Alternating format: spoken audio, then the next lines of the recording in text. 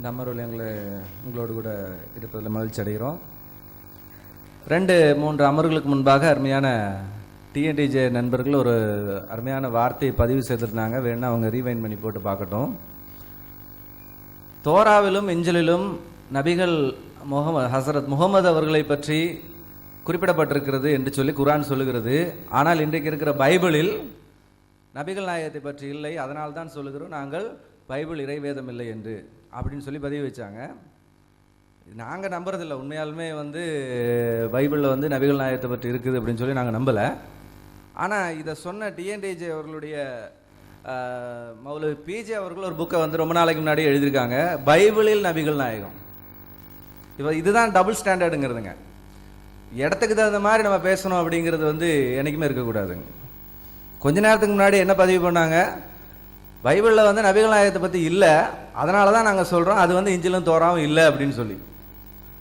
ஆனால் சகோதரர் பிஜே அவங்க பல வருஷத்துக்கு முன்னாடி இந்த புக்கை எழுதியிருக்கிறாங்க, பைபிளில் நபிகள் நாயகம்.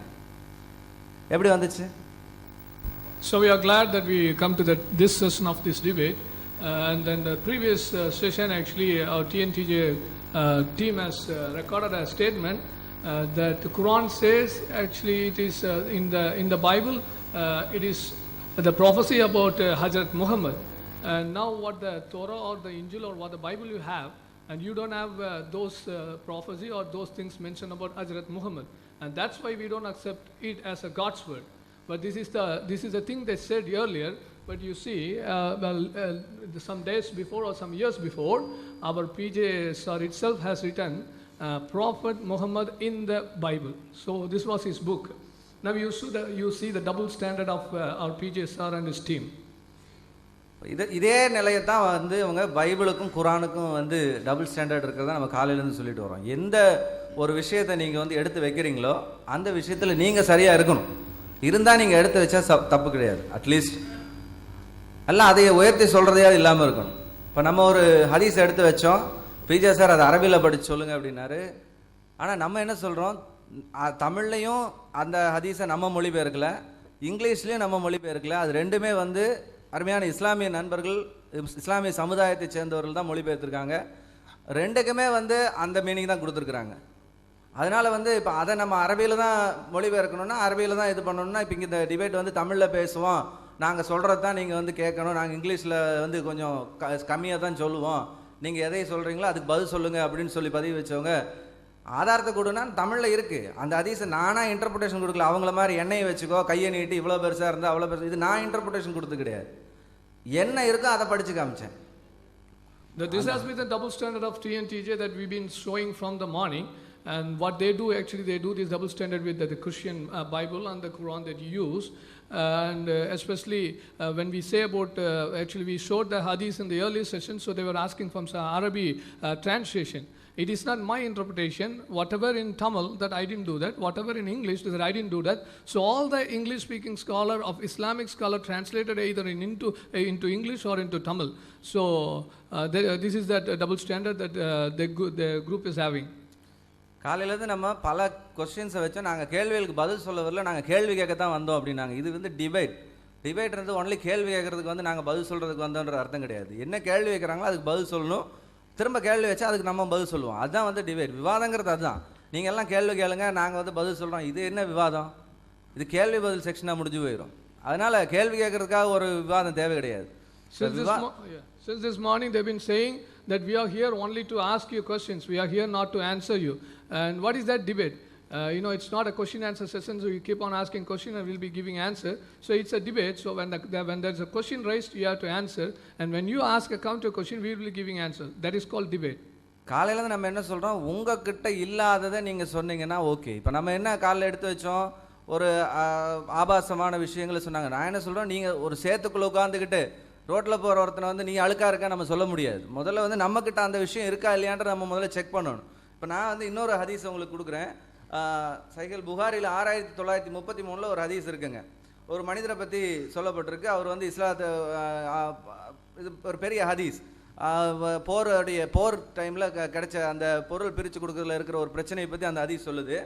அந்த ஹதீஸில் ஒரு வார்த்தை வருதுங்க. அதாவது அந்த என்ன வருதுன்னா, இஸ்லாமில் ஒரு சிலர் வருவாங்க, அவங்க சீக்கிரம் இதை விட்டு வெளியே போயிடுவாங்க அப்படின்னு சொல்லிட்டு அதுக்கப்புறமா அந்த ஹதீஸ் வந்து இப்படி வருது. ஏன்னா நான் ஹதீஸை மட்டும் படிக்கிறேங்க, ஏன்னா நான் இன்டர்பிரேஷன் கொடுக்க விரும்பலை. இந்த மாதிரி டாபிக் நம்ம எடுத்து பேசணுங்கிறது நமக்கு ஆசை கிடையாது. ஏன்னா இதை அருமையான டிஎன்டிஜே நண்பர்கள் எடுத்து வைக்கிறனால நம்ம அதுக்கு ஆன்சர் கொடுக்க வேண்டியதாக இருக்குது. இல்லாட்டி அவங்களுடைய ஸ்டாண்டு வந்து டபுளாக இருக்குங்கிறத காமிக்கிறது தான் நம்ம இந்த மாதிரி வார்த்தைகள் எடுத்து வைக்கிறோம்.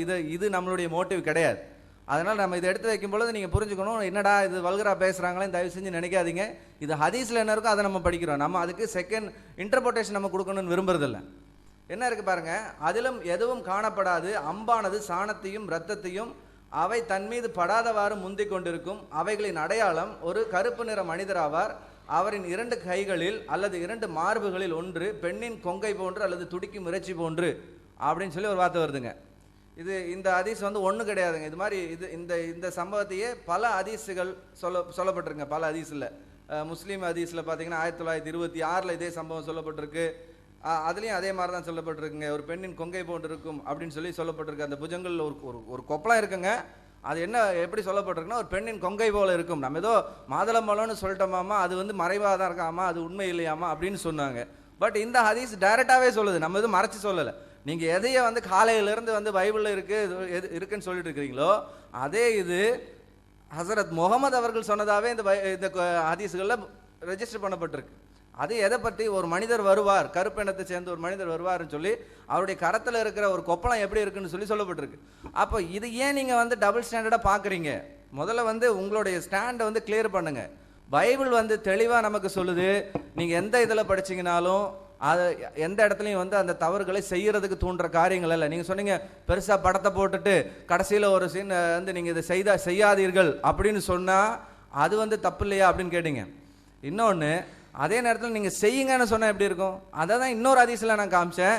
நீ முத்தமிட்டிருக்கலாம், நீ கட்டி பிடித்திருக்கலாம், நீ எதாவது செஞ்சுருக்கலாம், ஆனால் நீ உடலுறவு கொண்டாயா அப்படின்னு சொல்லி ஹஜரத் முகமது அவர்கள் கேட்டாங்களே. அப்படி இருக்கும் பொழுது அந்த கொஸ்டின் நீங்கள் பதில் சொல்லணும். ஏன்னா அதெல்லாம் செஞ்சால் நீ போயிட்டு வா, அதெல்லாம் செஞ்சுட்டு போ அப்படின்னா அதெல்லாம் செய்யலான்னு அர்த்தமா? அப்போ இது தூண்டுற மாதிரி இல்லையா? முத்தம் கொடுக்கறது அனுமதி, நீ போய் முத்தம் கொடுன்னு சொல்கிற மாதிரி இல்லையா? நீ கட்டிப்பிடின்னு சொல்கிற மாதிரி இல்லையா? மற்றதெல்லாம் செய்ய, உடலுறவு மட்டும் கொள்ளாது அப்படின்னு சொல்கிற மாதிரி இல்லையா அப்படிங்கிறத நாங்கள் கேட்டோம். இது பைபிளில் இருந்த விஷயங்கள்லாம் செய்தியாக இருக்குது, இல்லை ஒரு திட்ட மாதிரி இருக்குது, இதெல்லாம் வந்து உண்மை. ஆனால் எதுவுமே வந்து நீ இதை செய்யன்னு சொன்ன மாதிரி இல்லை. ஆனால் இந்த பர்டிகுலர் ஹதீஸ் வந்து நீ செய்யறதுக்கு அனுமதிங்கிற மாதிரி இருக்கு இல்லையா? அதுக்கு நீங்கள் பதில் சொல்லுங்க. So this is what actually we've been seeing from the morning, and to show the double standard. And whatever we say, then you're in a miracle, and then you're saying somebody is out, that you also have some spoil on you, and you also have dirt on you. See, this hadith says there was a black man, he's having some boil on his hand, and it says that the boil actually described as like a nipple of a breast of a woman. So in that of it has been described. So when it comes to Bible, and you say you make all those things at the end, you simply say we don't tell you to do, or we are just commanding not to do all these things. So what does it mean? In the same thing we are asking, Bible is not encouraging, or Bible is not telling you to do that.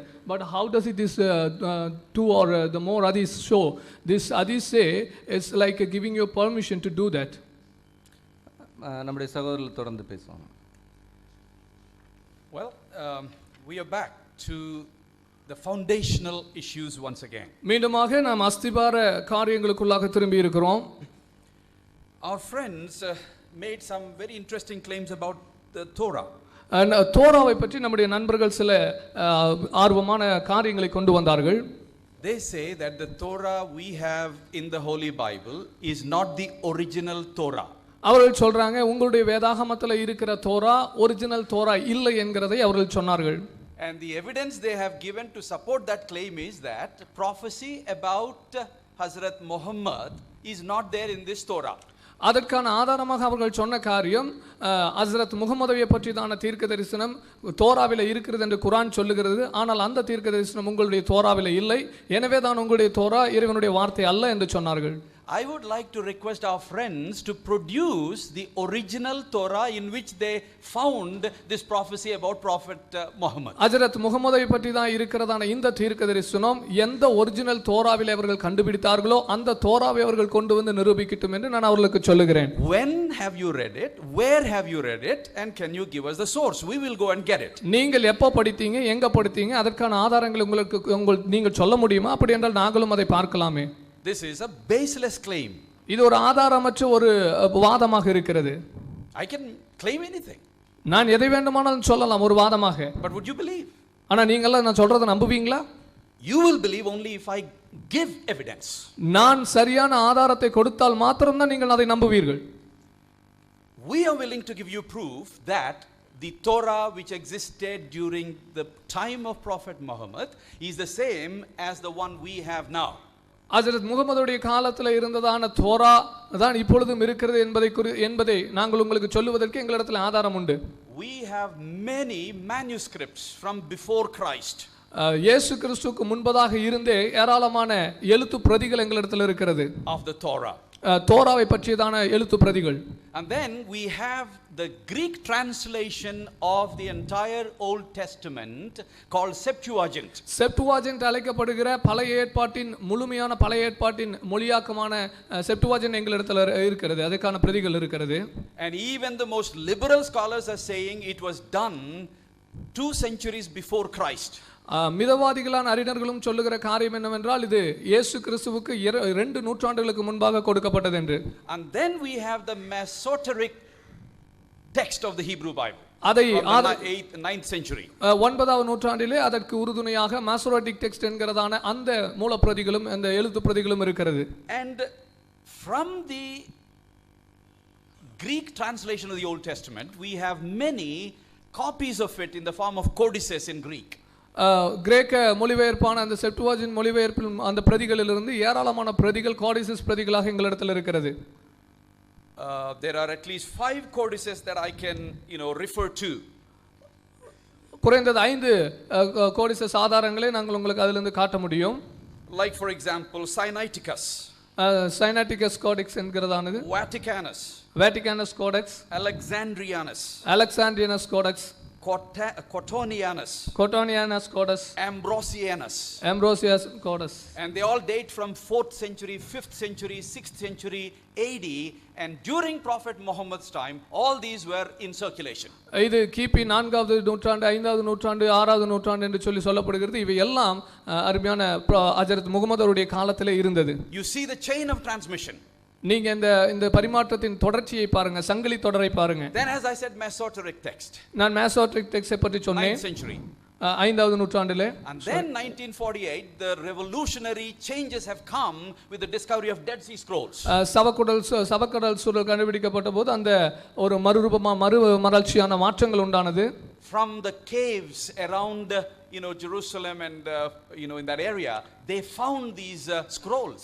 எருசலேமும் அதை சுற்றியுள்ளதான பகுதிகளிலே இந்த பிரதிகளை குறித்த சுருள்களை அவர்கள் கண்டெடுத்தார்கள். And it favored the Christian and Jewish position because these scrolls confirmed the Masoretic and the other previous Hebrew Bible to be truly transmitted as it was before. இந்த சுருள்கள் ஏற்கனவே இருந்ததான யூத மற்றும் கிறிஸ்தவ மூல பிரதிகளுக்கு உறுதுணையான ஆதாரமாக, ஏனென்றால் அவர்கள் ஏற்கனவே பல நூற்றாண்டுகளாக அது பரிமாற்றப்பட்டிருக்கிறதுக்கு சரியான ஆதாரத்தை கொடுப்பவைகளாக காணப்பட்டது. So we've given you proof that the Torah we have is the actual Torah that existed during Prophet Muhammad's time and before. இந்த ஆதாரத்தோடு கூட ஹஜ்ரத் முகமதுடைய காலத்திலும் அவருக்கு முன்பாக இருந்த காலத்திலும் இருந்த தோரா தான் எங்களிடத்தில் இருக்கிறது என்பதை நாங்கள் ஆதாரமாக உங்களுக்கு சொல்ல முடியும்.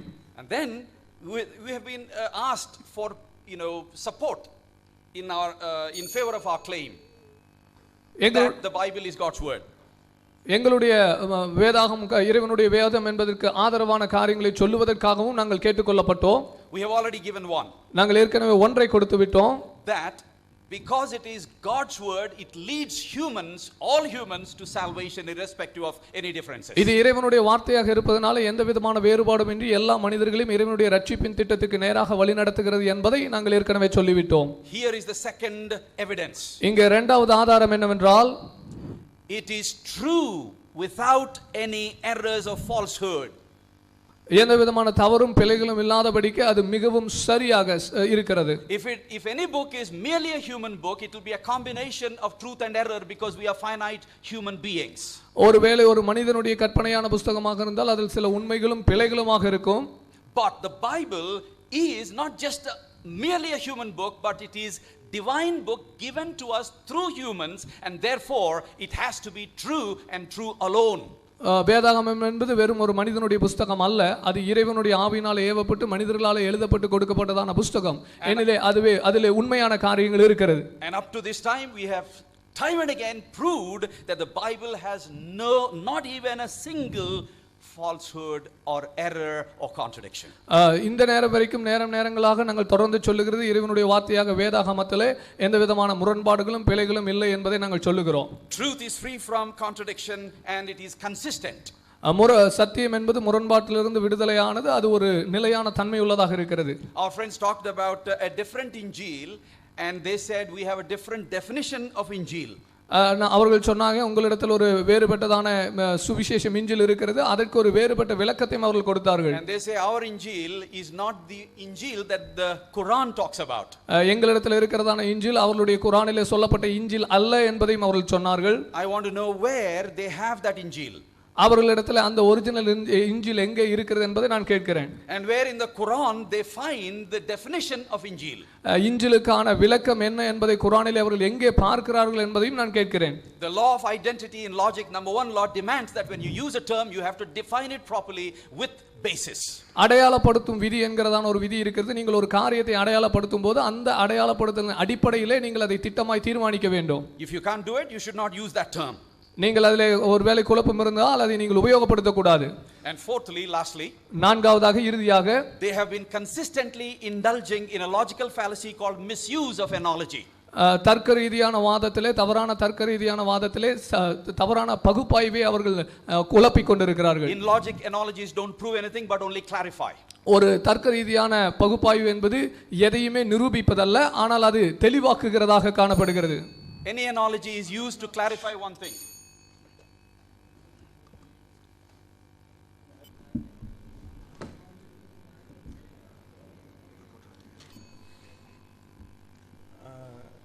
இப்போதான் அவங்க தலைப்புக்குள்ளே வந்திருக்கிறாங்க, ரொம்ப சந்தோஷமாக இருக்குது. அவங்க நிறைய கேள்விகள் கேட்டிருக்கிறாங்க, அந்த கேள்விகளுக்கெல்லாம் பதில் சொல்ல வேண்டியிருக்குது. ஆனால் அந்த கேள்விகள் எல்லாம் தலைப்புக்கு அப்பாற்பட்டது. டபுள் ஸ்டாண்டர்ட் நிரூபிக்கிறதுக்குன்னு சொன்னாங்க, ரெட்டை வேடத்தை நிரூபிக்கிறது. அந்த ரெட்டை வேடம் என்னென்னலாம் செஞ்சாங்கிறதுலாம் பதில் சொல்ல வேண்டியிருக்கு. நாங்கள் அது பிறகு வர்றோம். அதே வந்து அரபி ஒன்று நாங்கள் உங்கள் மொழிபெயர்ப்பு தான் சொன்னாங்க, அந்த மொழிபெயர்ப்பு எங்கேங்கிறது அந்த ஒரிஜினலோட கொஞ்சம் எடுத்து கொடுங்க. சும்மா வேர்டில் இருந்து எடுத்து கொடுக்கக்கூடாது, ஒரிஜினல் சோர்ஸில் கொடுக்க நம்ம ஏற்கனவே ஒப்பந்தத்தில் இருக்குது. தயவுசெய்து எந்த ஒரிஜினல் சோர்ஸில் இருக்குன்னு சொல்லிட்டு அது ஹார்ட் காப்பியாக இருக்கட்டும் சாஃப்ட் காப்பியாக இருக்கட்டும் தயவுசெய்து கொஞ்சம் எடுத்து கொடுத்துருங்க.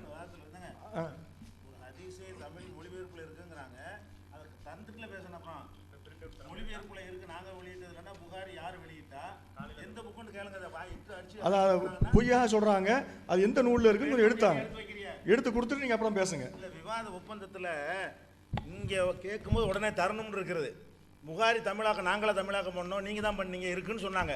அதை தாங்கன்னு கேட்டால் இப்போ எடுக்க முடியாதுன்னு என்ன அர்த்தம்? அப்போ அடிச்சுட்டு போயிடலாமா? முடியாதுங்கிறாங்களோ? ஆமாம், இப்போ நாளைக்கு தான் தருவாங்களாம். அது என்ன முறை? இப்போ தரணும் நீங்கள்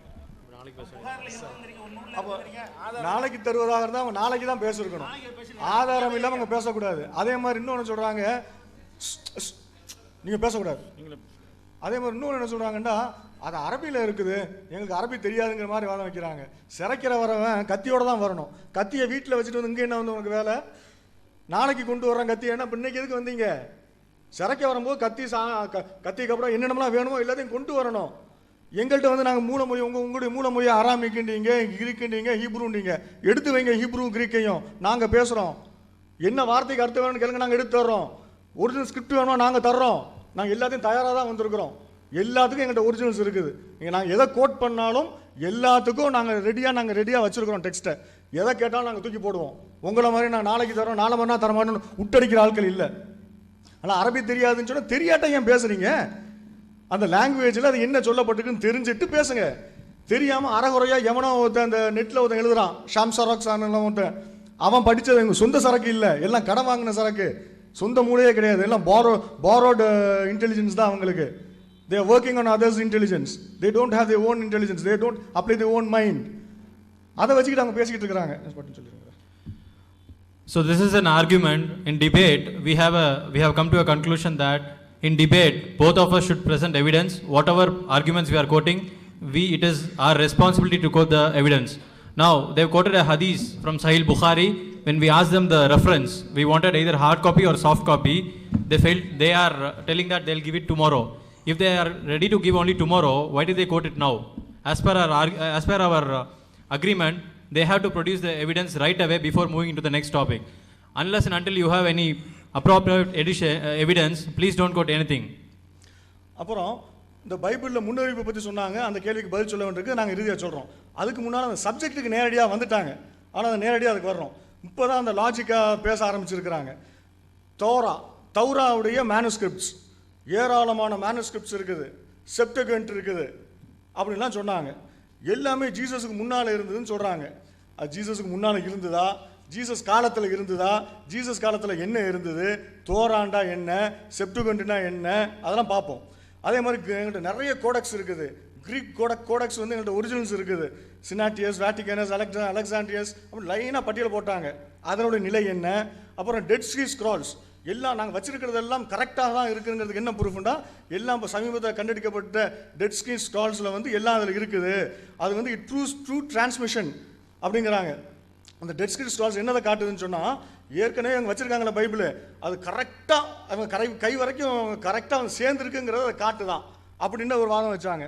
அதே மாதிரி அவங்களே ஒரு இறை வேதம் என்றால் எப்படி இருக்க வேண்டும் என்பதற்கு சில அளவுகோலை வைத்தார்கள். நாம் வைக்கவில்லை, நம்ம அளவுகோலை வைக்காமல் பல வாதங்களை வைத்தோம். ஒரு மனுஷனாக இருந்தால், ஒரு மனுஷன் பேசுகிற பேச்சாக இருந்தால் எப்படி இருக்கணும்? அருவருப்பாக பேசுனா, என்னடா அருவருப்பாக பேசுகிறீங்க நீலாம் ஒரு மனுஷனான்னு கேட்போம். மனுஷன் பேசுகிற பேச்சிலே வரக்கூடாது, இறைவனுடைய வார்த்தையில் வரக்கூடாது. பொய், என்னடா பொய் பேசிக்கிட்டு இருக்கிறீங்க நீலாம் ஒரு மனுஷனா, கடவுள் வார்த்தையில் அதுவும் வரக்கூடாது. மனுஷனுக்கு எது தகுதியற்றது அப்படின்னு நம்ம நினைக்கிறோமோ அது மனுஷனுக்கு மட்டும் இல்லை, மனுஷனை விட உயர்ந்த கடவுளுக்கும் வரக்கூடாது. அதுதான் முதல் அளவுகோல். இதுக்கு வேற பைபிளில் இருந்த கொட்டேஷனோ வேற எந்த நூலில் இருந்து கொட்டேஷன் தேவையில்லை. அதே மாதிரி அதில் வந்து முரண்பாடுகள், கான்ட்ரடிக்ஷன்ஸ், அதில் கான்ட்ரடிக்ஷன்ஸ் இருக்கக்கூடாது. உண்மைதான், கான்ட்ரடிக்ஷன்ஸ் இருந்தால் அது இறைவனுடைய வேதமாக இருக்கக்கூடாது. நம்மளே முரண்பட்டு பேசிக்கிட்டு இருந்தால் அது எப்படி, என்னடா மாற்றி மாற்றி பேசுறிய நீலாம் ஒரு மனுஷனாடா, அதான் கேட்போம். அப்போ கடவுளே மாறி மாறி பேசுனா அதுவும் இருக்கக்கூடாது. அதே மாதிரி it should be error free from error, no error, அதில் தப்பே இருக்கக்கூடாது. It should be true, there should be no falsehood, it should be true and true alone. இந்த வார்த்தைகள்லாம் சொன்னார், நான் எழுதி வச்சிருக்கேன் வார்த்தைகளை. It should be true and true alone, அதில் பொய்யே இருக்கக்கூடாது. Truth always is free from contradiction, உண்மையில் வந்து எப்பவுமே முரண்பாடு இருக்காது அப்படிலாம் சொன்னாங்க. ரொம்ப அற்புதமான அளவுகோல். இந்த அளவுகோல் பிரகாரம் இருக்குதான்னு தான் பார்க்க போகிறோம் பைபிளை. இதில் நாங்கள் இன்னொரு கண்டிஷன், அது அந்த கண்டிஷன் வந்து அவங்க பைபிளில் ஒத்து வர மாட்டேங்குது, அதனால் அந்த வார்த்தையை விட்டுட்டாங்க. நான் இன்னொரு கண்டிஷன் எக்ஸ்ட்ரா சேர்க்குறேன், ஆபாசம். அது ஆபாசத்தை அள்ளி போட்ட உடனே அந்த அளவுகோலை மட்டும் விட்டுட்டு மற்ற அளவுகோலாம் சொன்னாங்க. மனுஷன் பேசுறதுலேயே அசிங்கம் இருக்கக்கூடாது, கடவுள் பேசுறது அசிங்கம் இருக்கலாமான்னு நாங்கள் இதெல்லாம் கேட்டுக்கிட்டு இருந்தோம். சார் இப்போ ஒன்று ஒன்றா எடுப்போம். பைபிளில் அவங்க வந்து என்னமோ ஒழுங்காக டிரான்ஸ்மிட் பண்ணப்பட்டிருக்குது, கரப்ஷன் இல்லை, அந்த நீங்கள் வச்சிருக்க தோரா வேற, நாங்கள் வச்சிருக்க தோரா வேற அப்படி நீங்கள் சொல்கிறீங்களே, அதுக்கெல்லாம் எங்கே ப்ரூஃப், அது எங்கே ஆதாரம்? நீங்கள் சொல்கிறீங்களே ஒரிஜினல் தோரா, நீங்கள் வச்சிருக்கிறது ஒரிஜினல் தோரா இல்லைங்கிறீங்களே. நம்மளை பார்த்து கேட்குறாங்க, நாங்கள் வைத்திருக்கிறது ஒரிஜினல் தோரா இல்லை என்றால் அந்த ஒரிஜினல் தோரா எங்கே சொல்லுங்கள் பார்ப்போம்ங்கிறாங்க. எங்கே போச்சு, எப்படி போச்சு அப்படிலாம் கேட்குறாங்க. So we have the responsibility to answer them. முஸ்லீம்கள் மீது ஒரு கடமை. என்ன கடமை? இந்த கேள்விகளுக்கெல்லாம் பதில் சொல்லி ஆக வேண்டும். என்ன கேள்வி? இந்த பைபிளை யார் திருத்தியது? கான்ட்ரடிக்ஷன்ஸ், நிறைய முரண்பாடுகள்லாம் இருக்குது, நம்ம முரண்பாடுகள்லாம் இருக்குது, திருத்தப்படுதுன்னு சொன்ன உடனே அவங்க கேட்குற கேள்விகள், யார் திருத்தியது? who did this? when did they do this? எப்போது செய்தார்கள்? where did they do this? எங்கே செய்தார்கள்? what was done? அதை எதை மாற்றினாங்க? ஒய், ஏன் மாற்றினாங்க? அதில் விச்ச கூட சேர்த்துக்கலாம். how was it done? எப்படி செஞ்சாங்க? இந்த கேள்விகளுக்கெல்லாம் நீங்கள் பதில் சொல்ல முடியுமா நம்மளை கேட்டுக்கிட்டு இருக்கிறாங்க. இப்போ அந்த கேள்விகளை தான் அவங்க வேறு வார்த்தைகள் எடுத்து வச்சாங்க. அந்த வார்த்தைகள் வந்தது, எல்லாமே இது வந்தது, அந்த ஒரிஜினல் எங்கெல்லாம் கேட்டாங்க. இந்த கேள்விகளுக்கெல்லாம் நாம் பதில் சொல்ல வேண்டிய கடமை நமக்கு இருக்கிறது. இப்போ பைபிளை நீங்கள் எடுத்துக்கிட்டு பாருங்கள்.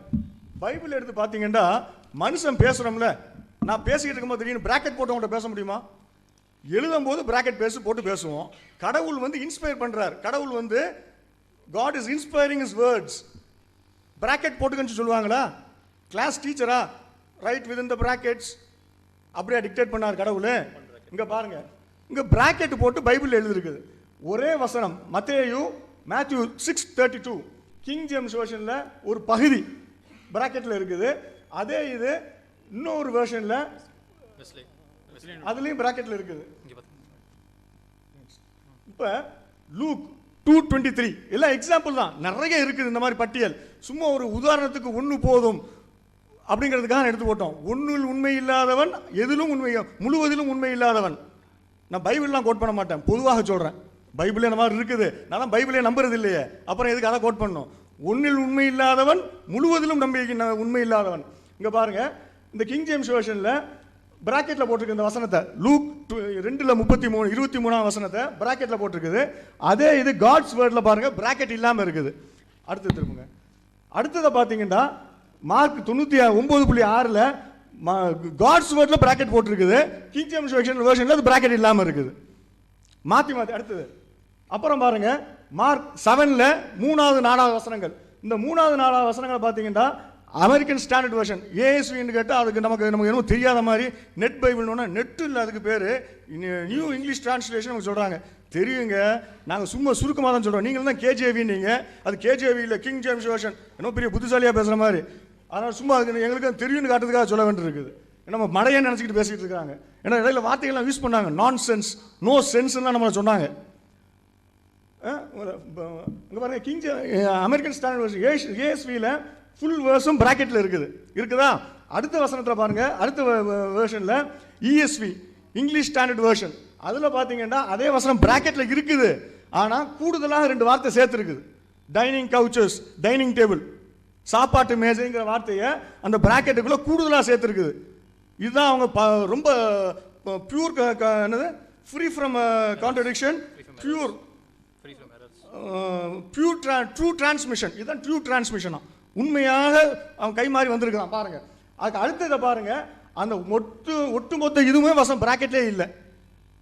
அந்த டைனிங் டேபிளுங்கிற வார்த்தையும் சேர்த்து இருக்குது, ஆனால் பிராக்கெட்டை தூக்கியாச்சு. அடுத்தது இங்கே பாருங்க, மார்க் 7:19ல் கிங் ஜேம்ஸ் வெர்ஷன் பிராக்கெட் இல்லாமல் இருக்குது. அடுத்ததில் பார்த்தீங்கன்னா ஒரு குறிப்பிட்ட அந்த வசனமே இல்லை, அந்த பிராக்கெட்டில் உள்ளது கிங் ஜேம்ஸ் வெர்ஷனில் கிடையாது. அடுத்ததில் இஎஸ்வி இங்கிலீஷ் ஸ்டாண்டர்ட் வெர்ஷனில் பிராக்கெட்டில் ஒரு புதுசாக ஒரு வார்த்தையை சேர்த்துருக்குறாங்க. இது கிங் ஜேம்ஸ் வெர்ஷனில் இல்லை. அதுக்கு அடுத்தது ஏஎஸ்வியில் பார்த்தீங்கன்னா அதே வார்த்தைகள் இருக்குது, ஆனால் பிராக்கெட் போயிருச்சு. இதெல்லாம் இப்போ கடவுள் என்ன செஞ்சாரு? அந்த வார்த்தையை சொன்னாரா சொல்லலையா? சொல்லும் போது பிராக்கெட் போட்டு சொன்னாரா இல்லை பிராக்கெட் போடாமல் சொன்னாரா? Is this true transmission? Next இங்கே பாருங்க, இதில் லூக் 2:23-24 2 வேர்சஸ். அதில் கிங் ஜேம்ஸ் வெர்ஷனில் ஃபுல்லாக அந்த வேர்ஷன் ஃபுல்லாக அந்த வேர்ஸ் ஃபுல்லாக 23rd வேர்ஸ் ஃபுல்லாக பிராக்கெட்டில் இருக்குது. ஏஎஸ்விலையும் ஃபுல்லாக பிராக்கெட்டில் இருக்குது. பிபிஇ பேசிக் பைபிள் இன் பேசிக் இங்கிலீஷ் அதுலேயும் ஃபுல் வேர்ஸ் இருக்குது. அதுக்கு அடுத்தது டார்பிஸ் டிரான்ஸ்லேஷன்லையும் நியூ டெஸ்டமென்ட் டிரான்ஸ்லேஷன்லையும் அது ஃபுல் வேர்ஸ் இருக்குது. அதுக்கு அடுத்தது பார்த்தீங்கன்னு சொன்னால் அந்த வெஸ்லேயில் அந்த வேர்ஸையே 2ஆக உடச்சி 23rd பாதியும் 24ல் பாதியும் போட்டு பிராக்கெட்டில் போட்டிருக்குது. ஏன் அப்படி உடச்சி போட்டிருக்காங்க அது பின்னால் பார்ப்போம். அடுத்தது இந்த மார்க் 15:28 இந்த வேர்ஸ் எடுத்துக்கிட்டு பார்த்தீங்கன்னா கிங் ஜேம்ஸ் வெர்ஷனில் அந்த வேர்ஸ் அப்படி இருக்குதா? அந்த எழுத்துக்களை பாருங்க, சும்மா சாதாரணமாக இருக்குது. அதுக்கு அடுத்தது அமெரிக்கன் ஸ்டாண்டர்ட் வெர்ஷன், அதில் பாருங்க லேசாக இட்டாலிக்ஸில் போட்டிருக்குது. நாங்கள் போடலை, அவங்க பைபிளில் அப்படி தான் போட்டிருக்கிறாங்க. அவங்க பைபிள்லேயே அது இட்டாலிக்ஸில் போட்டிருக்கிறாங்க. மற்ற வசனங்கள்லாம் சாதாரணமாக போட்டுட்டு அதை இட்டாலிக்ஸில் போட்டிருக்காங்க. அந்த கர்சர் வச்சு காட்டுங்க. இட்டாலிக்ஸில் போட்டிருக்கிறாங்க. ஏன் இட்டாலிக்ஸில் போட்டிருக்கிறாங்க புரியாது உங்களுக்கு. இப்போ அடுத்தது புரியும் பாருங்க, கொஞ்சம் ஃபாஸ்ட்டாங்க. Next slide. அடுத்தது பாருங்க, மேலே வந்து ஏஎஸ்வியில் வந்து பிராக்கெட்டில் இட்டாலிக்ஸில் போட்டிருக்காங்க. ஏன் இட்டாலிக்ஸில் போட்டிருக்காங்கிறத பாருங்க. அடுத்ததில் அந்த வேர்ஸை பிராக்கெட்டில் போட்டான், இன்னொருத்தன் பிராக்கெட்டில் போட்டிருக்கான். டர்பி டிரான்ஸ்லேஷனில் பிராக்கெட்டில் போட்டுட்டு நோட் போட்டான், footnote. Many leave out this verse. நிறைய மேனுஸ்கிரிப்ட்ஸில் இது இல்லை. மேனுஸ்கிரிப்ட்ஸ்லாம் ரொம்ப ட்ரூ டிரான்ஸ்மிஷன் அப்படின்னாங்கல்ல, நிறைய மேனுஸ்கிரிப்ட்ஸில் இது இல்லையா? பார்த்துக்கிட்டீங்களா? சரி, இப்போ அடுத்த இதே வசனத்தை பைபிளின் பேசிக் இங்கிலீஷ்னு ஒரு பைபிள் இருக்குது. அந்த பிபிஇ அந்த வேர்ஸை கொஞ்சம் படிக்கிறீங்களா? படிங்க, இது படிங்க. இதுதாங்க அதில் இருக்குது. முதல் சைடில் போனீங்கல்ல, அந்த வசனம் இருந்துச்சுல, அப்புறம் இட்டாலிக்ஸா மாறிச்சுல, அப்புறம் பிராக்கெட் போட்டுச்சுல, இப்போ வெறும் பிராக்கெட் தான் இருக்கு, வசனத்தை காணோம், வெறும் நம்பர். இதை படிக்க முடியுமா உங்களால? இதுதான் ட்ரூ டிரான்ஸ்மிஷன். நெக்ஸ்ட் இங்க பாருங்க, அடுத்தது என்ன செஞ்சுட்டாங்க, 27 28 அதே வசனம், அந்த 27 விட்டுட்டு 28வது வசனத்துக்கு 27 28 நம்பர் போட்டிருக்காங்க. நம்பரை கணக்கு சரி பண்றதுக்காக. இதை படிச்சுக்கிட்டு போகும்போது அந்த வசனத்தை படிச்சுட்டு போவோம், நம்பரை பார்க்க மாட்டோம். அப்படி என்னமோ கரெக்டாக தான் படிக்கிறோம் நினச்சிக்கிட்டு இருப்போம், ஆனால் விட்டுட்டாங்க. அது 27 28 போட்டாங்க. அப்புறம் பாருங்க, அது ஏற்கனவே காட்டினது தான், தனியாக காட்டணும், திரும்ப போட்டிருக்குது பிபிஇண்டு. நெக்ஸ்ட் இங்கே பாருங்க, இது நியூ ரிவைஸ் ஸ்டாண்டர்ட் வெர்ஷன் 1989 வெளியிட்டாங்க. அதுக்கு முன்னால் உள்ளதான் தனியாக, அதுக்காக வருவோம், இடையில மாறி மாறி வரும் உங்களுக்கு. இந்த 1989 அதே வசனத்தை போட்டிருக்காங்க பாருங்க. 25க்கு அப்புறம் 26 காணோம், நேரம் 27க்கு வந்துருச்சு. தெரியுதா நம்பரு? முதல் வரியில 27 காணோம், சாரி 26 இருக்குது, 27 இருக்குது, 28 காணோம், 29 வந்துருச்சு பாருங்க. நல்ல புள்ள மாதிரி விட்டுட்டு போயிடுவாங்க. பொதுமக்களை ஏமாத்துறாங்க, கிறிஸ்துவ சகோதர சகோதரிகளை ஏமாற்றிக்கிட்டு இருக்கிறாங்க. சில பாதிரியார்களும் சில கிறிஸ்துவ அறிஞர்களும் என்று சிலர் உட்கார்ந்துக்கிட்டு அதை பொதுமக்களை எல்லாம் ஏமாத்திக்கிட்டு இருக்கிறாங்க. அப்பாவி மக்கள்லாம் ஏமாந்துக்கிட்டு இருக்கிறாங்க. ஏமாத்திக்கிட்டு என்ன காரணம்னா சொல்ல முடியாது, அவங்களுக்கு அந்த காரணங்கள் தெரியும். அந்த காரணங்கள் நமக்கு சொல்ல முடியாது, அவங்க நோக்கங்கள் நம்ம சொல்ல முடியாது. இதுக்கு வக்காலத்து வாங்கிட்டு சிலர் வந்து உட்கார்ந்துக்கிட்டு இருக்கிறாங்க. இதுக்கு கூட்டம் போட்டு பேசிக்கிட்டு இருக்கிறாங்க, எங்க பைபிள் பரிசுத்தமானது. என்ன பரிசுத்தம் தெரிஞ்சுக்கிட்டீங்கல்ல, வாங்க. அந்த வார்த்தையை விட்டுட்டு போயிட்டாங்க. நெக்ஸ்ட் இப்ப இந்த வசனத்தை எடுத்துக்கிறோம். 2ஆம் குரானிக்கல்ஸ் 36வது சாப்டர் 9வது வசனம், தமிழ்ல 2ஆம் நாளாகமம். அதுல யோயாக்கீன் ராஜாவுக்கு 8 வயதா இருந்தது அப்படின்னு இருக்குது, தமிழ்ல இருக்குதா? அதே இது இங்கிலீஷ்ல இருக்கு பாருங்க, 18 இயர்ஸ் இருக்குது. தமிழ் மக்களுக்கு ஒரு பைபிள், இங்கிலீஷ் ஒரு மக்களுக்கு ஒரு பைபிள். அது கேட்டா தமிழ்ல தப்பு செஞ்சிருப்பாங்க, தமிழ்ல தப்பு செய்யலங்க, வேணும்னு செஞ்சிருக்கிறாங்க. காட்டட்டுமா? 8:18 இருக்குதா? அடுத்தது என்ன 7 வந்துருச்சு, அதுக்கு இந்த இருக்கு, மிஸ் ஆயிருக்குது. நெக்ஸ்ட் இப்போ அதே மாதிரி 2ஆம் சாமுவேல் 24:13 அதுல தாவீதுடைய காலத்துல 7 வருஷம் பஞ்சம் வந்ததுன்னு இருக்குது தமிழ்ல. இங்கிலீஷ்ல பாத்தீங்கன்னா 3 வருஷம் பஞ்சம் இருக்குது. எது கரெக்ட், எது ட்ரூ டிரான்ஸ்மிஷன், எது எரர் ஃப்ரீ, எதுல பொய் இல்ல, எதுல கான்ட்ரடிக்ஷன் இல்ல? ரெண்டுலயும் கான்ட்ரடிக்ஷன் இருக்குதா? நீங்க பைபிள்ங்கிறீங்களே, பைபிள் கடவுளுடைய வார்த்தைங்கிறீங்களே, இந்த தமிழ் பைபிள் கடவுளுடைய வார்த்தையா, இங்கிலீஷ் பைபிள் கடவுளுடைய வார்த்தையா? எந்த பைபிளை நீங்க கடவுளுடைய வார்த்தைன்னு சொல்றீங்க? இங்கிலீஷ கடவுளுடைய வார்த்தைனா தமிழ் பொய்யா இருக்குதா? தமிழ பொய் கடவுளுடைய வார்த்தைனா இங்கிலீஷ் பொய்யா இருக்குதா? எது? அடுத்தது அதே இதுதான். இங்க பாருங்க, அதுல முன்னாள் சைடு போங்க, முன்னாள் சைடுல இங்கிலீஷ்ல 3 இருக்குதா? திரும்ப பாருங்க, இன்னொரு இங்கிலீஷ்ல 3 இருக்குது, இன்னொரு இங்கிலீஷ்ல 7 இருக்குது. இந்த 2 இங்கிலீஷ்ல எந்த பைபிள் சரியான பைபிள்? என்னங்க இங்கிலீஷுக்கு இங்கிலீஷ் முரண்பாடு, இங்கிலீஷுக்கு தமிழுக்கு முரண்பாடு, எதை நம்ப சொல்றீங்க? நெக்ஸ்ட் அதே மாதிரி அகசியா ராஜாவாகிற போது அவர் 22 வயதா இருந்ததுன்னு போட்டிருக்குது. இது எங்க? 2ஆம் நாளாகமத்தில் இருக்குது, 2nd குரானிக்கல்ஸ்ல. 2ஆம் ராஜாக்கள் 2ஆம் கிங்ஸ்ல அதே மாதிரி இருக்கு, 22 வயசு இருக்குது. ரெண்டுலயும் 22 வயசு இருக்கு. இதுல என்ன முரண்பாடு இருக்குது? முரண்பாடு இல்ல. பாருங்க, அதே இது பாருங்க, 2ஆம் நாளாகம் முன்னாள் ஸ்லைடு வாங்க. 2ஆம் நாளாகம் கீழே இருக்குல்ல, 2ஆம் நாளாகம் மேல இருக்கு பாருங்க, 22 வயசு இருக்குதா? அடுத்தது 2ஆம் நாளாகத்துக்கு 22 இருக்குது. இங்கிலீஷ்ல அதே கிங் ஜேம்ஸ் வெர்ஷன்ல 42 இருக்குது. 22 42? எது ட்ரூ டிரான்ஸ்மிஷன், எது எரர் ஃப்ரீ, எதுல கான்ட்ரடிக்ஷன் இல்ல? இது எந்த கோடெக்ஸ்ல இருக்குது? நீங்க 5 கோடெக்ஸ் நீங்களே, நீங்க 5 இல்ல, நான் ஏகப்பட்ட கோடெக்ஸ் தருவோம். எந்த கோடெக்ஸ்ல இருக்குது? அந்த சினாட்டிஸ் வேட்டிங்கன் சொல்றாங்க, அந்த லட்சணத்தை நாங்க காட்டுவோம். டெட் சீ ஸ்க்ரோல்ஸ் சொன்னாங்க, அதையும் காட்டுவோம். வாங்க நெக்ஸ்ட். தமிழ் ஃபான்ட்ஸ் இதுல இங்க பாருங்க, 2ஆம் சாமுவேல் திரும்ப தமிழ்ல 1700 குதிரை வீரர்கள் இருக்குது. 1700 குதிரை வீரர்கள். இங்கிலீஷ்ல 1000 chariots and 700 horsemen. 700 ரதங்களும் 1000 ரதங்களும் 700 குதிரை வீரர்களும் இருக்குது. அங்க வந்து 1700 குதிரை வீரர்கள் இருக்குது. ரெண்டுல எது கரெக்ட்? எந்த பைபிளை நம்ப சொல்றீங்க? எது கான்ட்ரடிக்ஷன் இல்ல? என்ன முரண்பா?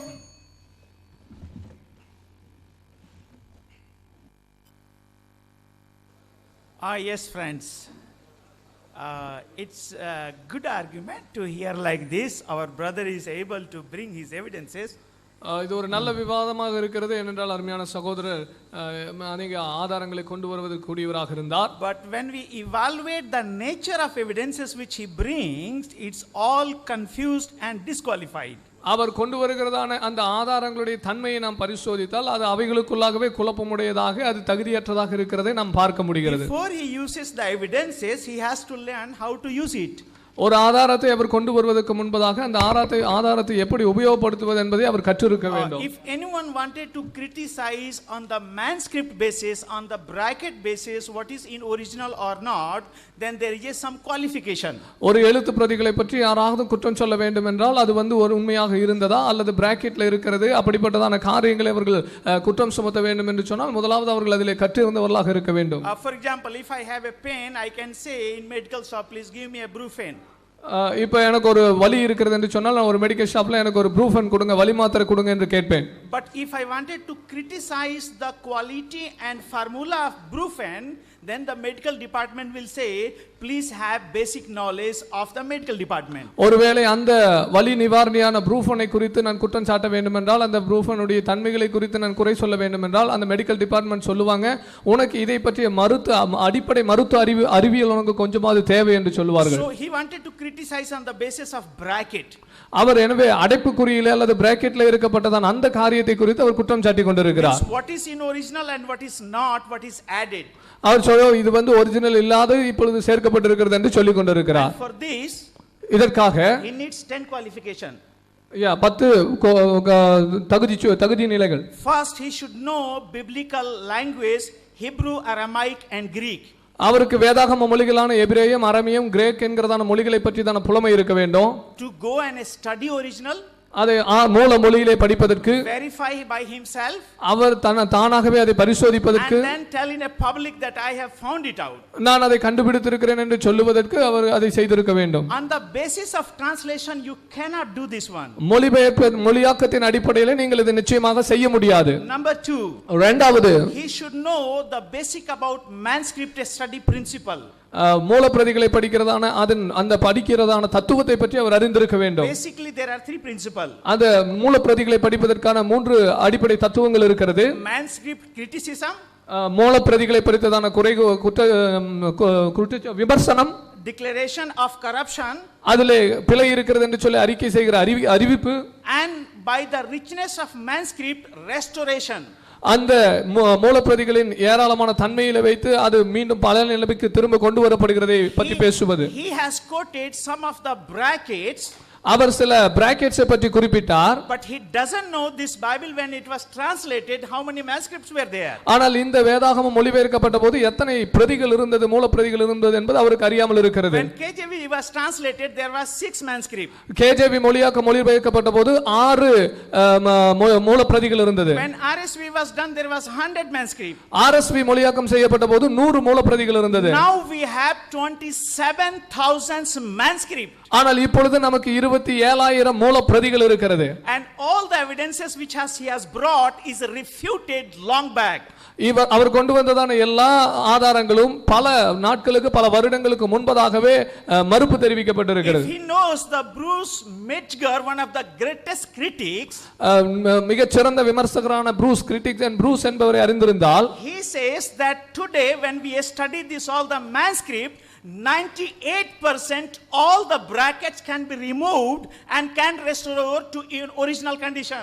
நீங்க இந்த எல்லா மூலப்பிரதிகளையும் நீங்கள் வாசிப்பீர்கள் என்று சொன்னால் 98% எல்லா பிராக்கெட்டுகளும் நீக்கப்பட்டு அது ஒரிஜினல் மூலப்பிரதிகளோடு கூட சேர்க்கப்படும் என்பதில் ஐயமில்லை என்று அவர் சொல்லுகிறார். And if I apply his principle for the Quran, it doesn't mean I am debating for the Quran, but if I apply this principle, இந்த அவர் உபயோகப்படுத்தின இதே தத்துவத்தை நான் அவருடைய குரானுக்கு ஒருவேளை உபயோகப்படுத்துவேன் என்று சொன்னால், ஒருவேளை நான் குரானை குறித்து விவாதிக்கவில்லை என்றாலும், he showed me the translation bracket, I can show him in original Arabic.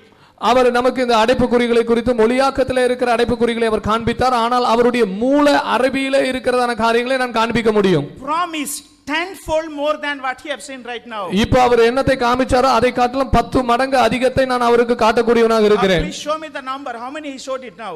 அவர் இப்ப என்ன எத்தனை எண்ணிக்கை அவர் காண்பித்தாரோ அதை காட்டிலும் அதிகமாக காண்பிக்க இருக்கிறேன். How many? எத்தனை நம்பர் அவர் ஒருவேளை காண்பித்தார் Let இப்பொழுது? me go tenfold more than that. ஆனால் அதை காட்டிலும் 10 மடங்கு அதிகமாக நாம் காமிக்க கூடியவர்களா இருக்கிறோம். I have here two Quranic manuscript studies. இந்த இடத்துல குர்ஆனுடைய மூலப்பிரதிகளை பற்றி தான் ஆய்வை பற்றி 2 மூலப்பிரதி ஆய்வு என்னிடத்தில் இருக்கிறது. Based on the Tashkent and Samarkand codex. அவர்கள் சொல்லுகிறதான அந்த டாஸ்கன் and சமர்கண்ட்ல இருக்கிறதான அந்த குர்ஆன் பிரதிகளை பற்றியதான ஆய்வு. I have the best scholarship, Keith Small, who is the leading Quranic manuscript critic. குர்ஆனுடைய மூலப்பிரதிகளை குறித்து விமர்சிக்கிற ஒரு மிகச் சிறந்த ஆளதான கீர்த்தி என்கிறதான அவருடைய ஆய்வு இருக்கிறது. Let me show the book itself. நான் அந்த புத்தகத்தை உங்களுக்கு காட்டுகிறேன். If you want, I can show you my brother here. Not emotion, but for the make you to the sense in the basis of original, not translation. ஒருவேளை இது உணர்வுபூர்வமாக இல்லாவிட்டாலும் நீங்கள் கேட்டீர்கள் என்று சொன்னால் ஆதாரத்தின் அடிப்படையிலே மொழியாக்கம் என்பது அல்லாமல் மூலப்பிரதிகளிலே இருக்கிறதான வித்தியாசத்தை நான் உங்களுக்கு இங்கே காண்பிக்க முடியும். I will show in the terms of thousands. நான் இதை ஆயிரக்கணக்கிலே காட்ட முடியும். But we will keep it for the separate debate, is the Quran God's word? ஆனால் இது குர்ஆன் இறைவனுடைய வார்த்தை என்கிறதான அந்த தனி விவாதத்துக்காக நாம் இதை இப்ப எடுத்து வைப்போம். Now our point is, எங்களுடைய சொல்ல கொடுக்கிறதான காரியம் if you wanted என்னவென்றால் to criticize, நீங்கள் குறை கூற வேண்டும் என்றால் விமர்சிக்க வேண்டும் என்றால் first be qualified. நீங்கள் அதை விமர்சிப்பதற்கு தகுதியுள்ளவராக இருங்கள். Learn Greek, முதலாவது கிரேக்க வேதாகமத்தை learn கற்று Hebrew, மொழி எபிரேய மொழியை study கற்று the manuscript, அதன் மூல பிரதிகளை படியுங்க. and then you do the criticism, and there will be some value, some attention will be paid for your criticism. அதை படித்த பிறகு நீங்கள் அந்த மூல பிரதிகளை மூல மொழிகளை பற்றி உங்களுடைய விமர்சனத்தை கொண்டு வாங்க. அப்பொழுது உங்கள் விமர்சனத்திற்கு கொஞ்சம் மதிப்பு இருக்கும். But if this kinds of line of argument you bring, you will not deserve any attention. ஆனால் இந்த விதமான விவாத முறைகளை நீங்கள் கொண்டு வந்தீர்களானால் இதிலே நீங்கள் ஒரு பெரிய கவனத்தை ஈர்க்க முடியாது. Now let me show the Arabic. He have shown the translation and bracket. அவர் ஒருவேளை மொழியாக்கத்தில் இருக்கிறதான பிராக்கெட்டையும் மற்ற காரியங்களையும் காண்பித்தார். நான் உங்களுக்கு அரபியை காண்பிக்கிறேன். I have here thousands. நான் இந்த இடத்துல ஆயிரக்கணக்கான காரியங்களை காட்ட முடியும். And we all will keep it for the Quran. Is the Quran corrupted or not corrupted God's word? இதை வந்து நம்ம அடுத்த விவாதமான குர்ஆன் இறைவனுடைய வேதமா என்பதிலே நாம் இதை காட்டுவோம். With the best scholarship, not what I think, but what the scholars think about it. நான் இதை பற்றி என்ன நினைக்கிறேன் என்பது அல்ல, ஆனால் மூல பிரதிகளை பற்றி தான் மிகச் சிறந்த அறிஞர்கள் என்ன நினைத்தார்கள், என்ன சொல்லுகிறார்கள் என்பதின் அடிப்படையில் For the biblical corruption, வேதாகமத்திலே கரைப்படுத்தப்பட்டிருக்கிற காரியத்தை he has not brought even one scholar of his own community. ஆனால் அவருடைய சொந்த மார்க்கத்திலிருந்து அல்லது அவருடைய சொந்த சமுதாயத்திலிருந்து ஒரு அறிஞரை அவர் குறிப்பிடவில்லை. But let me bring 6 at least.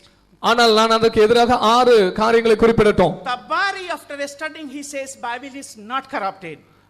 அல் தபாரி சொல்லுகிறார் வேதாகமம் கரைப்படுத்தப்படவில்லை என்று. Al Ghazali says it is not corrupted. அல் கசாலி சொல்லுகிறார் வேதாகமம் கரைப்படுத்தப்படவில்லை. Bukhari says it is not corrupted. Bukhari சொல்லுகிறார் வேதாகமம் கரைப்படுத்தப்படவில்லை. Al Masudi says it is not corrupted. அல் மசூதி சொல்லுகிறார் வேதாகமம் கரைப்படுத்தப்படவில்லை. Al Hussein says it is not corrupted. அலி ஹுசைன் அவர் சொல்லுகிறார் இது கரைப்படுத்தப்படவில்லை. Al Ghazali says it is not corrupted. Al Azali மீண்டும் சொல்லுகிறார் இது வேதாகமம் கரைப்படுத்தப்படவில்லை. Ibn Khaldun says it is not corrupted. Ibn Khaldun சொல்லுகிறார் வேதாகமம் கரைப்படுத்தப்படவில்லை. Sir Syed of India, the founder of Aligarh University, he says when you study thoroughly on this subject, you will have only one conclusion: it is not corrupted. Aligarh யூனிவர்சிட்டியின் ஸ்தாபகரான Sir Syed Ahmed Khan என்பவருடைய காரியத்திலே இந்த தலைப்பை பற்றி நீங்கள் படிப்பீர்களான அவரும் சொல்லுகிறார் வேதாகமம் எந்த விதத்திலும் கரைப்படுத்தப்படவில்லை. I have here a book. இந்த இடத்துல என்னிடத்தில் ஒரு புத்தகம் இருக்கிறது. Tampering narratives, the second book of that line. Tampering narratives, not that one. It's down actually. It's just down right there.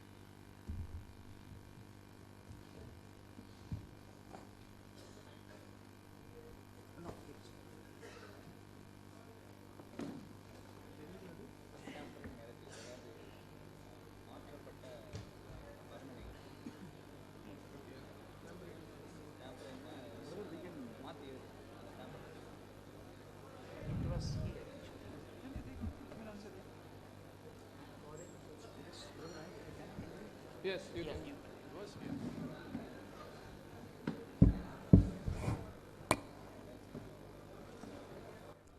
I'll continue in between. நான் இதற்கிடையிலே அதை தொடர்கிறேன். First, let me explain how the Bible translations are made. வேதாகம மொழியாக்கம் எப்படி செய்யப்பட்டது என்பதை நான் முதலாவது விளக்கி சொல்லட்டும். There are different ways of the translations. வித்தியாசமான விதங்களில் மொழியாக்கம் இருந்தது. For example, when KJV is translated, KJV உதாரணத்துக்கு மொழியாக்கம் செய்யப்பட்ட போது it went to the available manuscript at that time. அந்த காலத்திலே அவர்களுக்கு இருந்ததான அந்த காலத்தில் இருந்ததான மூலப்பிரதிகளை பொறுத்து அது மொழியாக்கம் செய்யப்பட்டது. Now when other translations are made, there is a way of majority. They go by the majority manuscripts. ஆனால் மற்ற மொழியாக்கங்கள் செய்யப்பட்ட போது அவர்களுக்கு இருந்ததான மூலப்பிரதிகளின் எண்ணிக்கையின் அடிப்படையில் அதிகமான மூலப்பிரதிகளின் எண்ணிக்கையின் அடிப்படையில் மொழியாக்கம் செய்யப்பட்டது. And when there are other methods, that is a critical method of that document transmission. அந்த ஆதாரங்கள் பரிமாற்றத்தின் அடிப்படையில் ஒரு விமர்சனத்தின் அடிப்படையிலான அந்த மொழியாக்கம் நடந்தபோது, now what do I mean by this? அப்படி என்று சொன்னால் அதன் அர்த்தம் என்னவென்றால், when the scribes are transmitting one document to the other, ஒரு ஆதாரத்திலிருந்து இன்னொரு ஆதாரத்துக்கு அந்த எழுத்தர்கள் தங்களுடைய காரியங்களை பரிமாற்றும் போது, if the Christians find that verse is not missed by a scribe in one of the manuscript, if the Christians find that the verse is missed in one of the manuscripts, அப்படியாக மொழியாக்கப்பட்ட மூலப்பிரதிகளிலே அது தவறப்பட்டிருக்கிறது என்று சொல்வதை கிறிஸ்தவர்கள் கண்டுபிடித்தார்களானால், they put it in brackets. அவர்கள் அதை அடைப்புக்குள்ளாக போட்டார்கள். That shows our honesty. அது நம்முடைய நேர்மையை காட்டுகிறது. For example, let us take the example of Mark. உதாரணத்துக்கு மார்க் சுவிசேஷத்தின் உதாரணத்தை நாம் எடுத்துக்கொள்வோம். The last portion of the Mark is kept in brackets. Mark சுவிசேஷத்தின் இறுதி பகுதி அடைப்புக்குள்ளாக இடப்பட்டிருக்கிறது. Why is it so? ஏன் அப்படி இருக்கிறது? Because in two of the manuscripts, out of the thousands of manuscripts, in two of the manuscripts, those portions are missing. ஆயிரக்கணக்கான மூலப்பிரதிகளுக்கு மத்தியிலே ரெண்டு மூலப்பிரதிகளிலே அந்த மார்க்கு சுவிசேஷத்தின் கடைசி பகுதி இல்லாமல் இருக்கிறது. Just because it is missing in two of the manuscripts, we put it in brackets. வெறும் ரெண்டு மூலப்பிரதிகளிலே அந்த பகுதி இல்லாமல் இருக்கிற காரணத்தினாலே அதை நாம் அடைப்புக்குள்ளாக போட்டிருக்கிறோம். Now that doesn't mean that the verse was never there. அப்படி என்று சொன்னால் அந்த வசனங்கள் ஏற்கனவே இல்லை என்பது அதன் அர்த்தமாகாது. For example, உதாரணமாக, if I have to give a comparison, நான் இதற்கான ஒரு ஒப்பிடுதலை உங்களுக்கு கொடுக்க வேண்டும் என்று சொன்னால், if the Muslims had followed the same methodology in compiling the Quran, குர்ஆனை தொகுக்கும் போது அருமையான இஸ்லாமியர்கள் இந்த சேம் மெத்தடை உபயோகப்படுத்துவார்கள் என்று சொன்னால், if they had the same honesty in compiling the Quran, அந்த குர்ஆனை தொகுக்கும் போது இதே விதமான நேர்மை அவர்களுக்குள் இருந்திருக்கும் என்றால், they would have put the first chapter of the Quran in bracket. முதல் குர்ஆனின் முதல் அதிகாரத்தை அவர்கள் பிராக்கெட்ல தான் போட்டு இருக்க வேண்டும். Because ஏனென்றால் one of the four major teachers of the Quran, குர்ஆனை கற்றுக் கொடுக்க வேண்டியதான மிக முக்கியமான நான்கு ஆசிரியர்களில் one of them did not agree that Surah 1 is the part of Quran. அவர்களில் ஒருவர் சூரா முதலாவது அத்தியாயம் குர்ஆனுடைய ஒரு பகுதி என்பதை ஒப்புக்கொள்ளவில்லை. If the Christians were doing that, they would have put it in bracket and they would have put a footnote saying that this was not found in this codex. ஒருவேளை அதை கிறிஸ்தவர்கள் செய்வார்கள் என்று சொன்னால் அதை ஒரு அடைப்பு குறிக்குள்ள போட்டு விட்டு சொல்லுவார்கள், இது இந்த மூலப்பிரதியிலே காணப்படவில்லை என்று எழுதியிருப்பார்கள். Now the Muslims don't do that. ஆனால் இஸ்லாமியர்கள் அதை செய்வதில்லை. It is a question of the honesty of the Christians versus the dishonesty in the other translation. இது இன்னொரு மொழியாக்கத்தில் நீங்கள் சொல்லுவீர்கள் என்று சொன்னால் இது கிறிஸ்தவர்களுடைய நேர்மைக்கும் இஸ்லாமியர்களுடைய நேர்மையற்ற தன்மைக்கும் உள்ளதான வேறுபாடு என்று சொல்லலாம். I am going to say, for argument's sake, let us consider all the verses that he cited. I am ready to say, let us remove it for the argument's sake. நாம் ஒரு விவாதத்துக்காக நாம் இதை சொல்லுவோம் என்று சொன்னால் அவர் காண்பித்ததான எல்லா வசனங்களையும் நாம் நீக்குவோம். If we remove all those verses, we still have the exact same doctrine as we hold on now. அப்படி அவர் காண்பித்த எல்லா வசனத்தையும் நீக்கினாலும் கூட இன்றைக்கு கிறிஸ்தவர்களுடைய இறை தத்துவம் என்னவென்றால் அதை அப்படியே நாம் இன்னும் கொண்டிருக்க முடியும். For example, let me say Mark chapter 15 verse 28. உதாரணமாக மார்க் 15வது அதிகாரம் 28வது வசனம். We will remove that from all the translations. அந்த பகுதியை எல்லா மொழியாக்கத்திலிருந்தும் நாம் நீக்கி விடலாம். Does that verse still exist in the Bible? If we remove that verse from Mark chapter 15 verse 28 from all the translation, does that verse exist in the Bible? Yes, it still exists because Isaiah 53:12 has exactly the same concept mentioned. ஒருவேளை இந்த mark சுவிசேஷத்தின் பகுதியை நீங்கள் எல்லா மொழியாக்கத்திலிருந்தும் நீக்கினாலும் கூட அந்த வசனங்கள் உங்களுடைய வேதாகமத்தில் இருக்கிறதா என்றால் நிச்சயமாக இருக்கிறது. ஏசாயா 52வது அதிகாரத்திலே 2 முதல் வசனங்களிலே நீங்கள் அதை தெளிவாக பார்க்கலாம். Now let me come to the Dead Sea Scrolls. நான் இப்பொழுது அந்த டெட் சீ சவக்கடல் சுருள் பட்டதான புத்தகத்துக்கு வரட்டும். This is Ezekiel chapter 23. இது எசேக்கியேலுடைய 23வது அதிகாரத்தை பற்றியது. Ezekiel chapter 23 is there in the Dead Sea Scrolls which was written before Christ. இயேசு கிறிஸ்துவுக்கு முன்பதாக எழுதப்பட்டதான அந்த பிரதிகளிலே இருக்கிறது என்று சொல்லி சவக்கடல் சூழ் சொல்லுகிறது. This is the Dead Sea Scrolls manuscripts translations. இதுதான் சவக்கடல் சுருளிலே கிடைக்கப்பட்டதான மூல பிரதிகளின் மொழியாக்கம். We were disputing about Ezekiel 23, but Ezekiel 23 is there in the Dead Sea Scroll. ஆனால் எசேக்கியேல் 23 ஐ பற்றி நாம் இத்தனை நேரம் விவாதித்துக் கொண்டிருந்தோம். அந்த எசேக்கியேல் 23 சவக்கடல் சுருளிலே இருக்கிறது. So you will have to accept that Ezekiel 23 was the original part of the God's word, correct? நீங்க சொல்ல வேண்டும் இறைவனுடைய வார்த்தையாகிய அந்த ஒரிஜினல் இறைவனுடைய வார்த்தையிலே எசேக்கியேல் 23 ஒரு பகுதி என்பதை நீங்கள் ஒப்புக்கொண்டுதான் ஆக வேண்டும். Now I will God willing we will in these 2 days we will show that all these verses that they have cited, even if we remove all these verses, a parallel verse of that would still exist in the Holy Bible, and not a single doctrine of the Christianity is impacted by it. இந்த ஆண்டவருக்கு சித்தமான இந்த 2 நாட்களிலும் அவர்கள் காண்பித்த இத்தனை ஆதாரங்களையும் நீங்கள் நீக்கினாலும் கூட அதற்குரியதான வசனங்கள், இணையான வசனங்கள் வேதாகமத்திலே நாம் காட்ட முடியும். இதன் மூலமாக கிறிஸ்தவத்தின் கொள்கையிலே ஒரு சிறு பகுதி கூட பாதிக்கப்படாது என்பதை நாம் நிரூபிக்க முடியும். Now my brother has brought some argument and I love to hear an answer. என்னுடைய சகோதரர் சில விவாதங்களை கொண்டு வந்தார். அதை நான் கேட்டு அதற்கு நான் பதில் கொடுக்க விருப்பமுள்ளவனாக இருக்கிறேன். But only one demand: be qualified critics, study the subject so you can tell the truth. ஆனால் ஒரு தகுதி என்னவென்று சொன்னால் நீங்கள் அந்த மூல பிரதிகளை படித்து அதை குறித்து விமர்சிக்கக்கூடிய தகுதி உள்ளவர்களாக நீங்கள் இருக்க வேண்டும். And here is a best scholarship, the book I was saying. It is not my empty claim. It is the Muslim scholars have believed Bible is not corrupted. இது என்னுடைய கூற்று அல்ல. இது இஸ்லாமிய மிக சிறந்த அறிஞர்களுடைய கூற்று. வேதாகமம் கரைப்படுத்தப்படவில்லை என்பதற்காக அவர்கள் எழுதி இருக்கிறதான அருமையான ஆதார நூல் இது. Now if we apply the same criteria which brother is applying, here is a Keith Small, one of the leading critics of the Quran, then the whole Quran is lost, because according to Islam இறை இருக்க கூடாது, முரண்பாடு இருக்க கூடாதுன்றாங்க. அதுக்கு நம்ம இவ்வளவு இருக்குதேங்கிறதுக்கு அள்ளி போட ஆரம்பிச்சோம். காத்துக்கிட்டு இருந்தோம் எப்படா வருவாங்க, அளவுகள் வைத்துக்கணும், வந்தாங்க, நம்ம சொல்ல ஆரம்பிச்சோம்.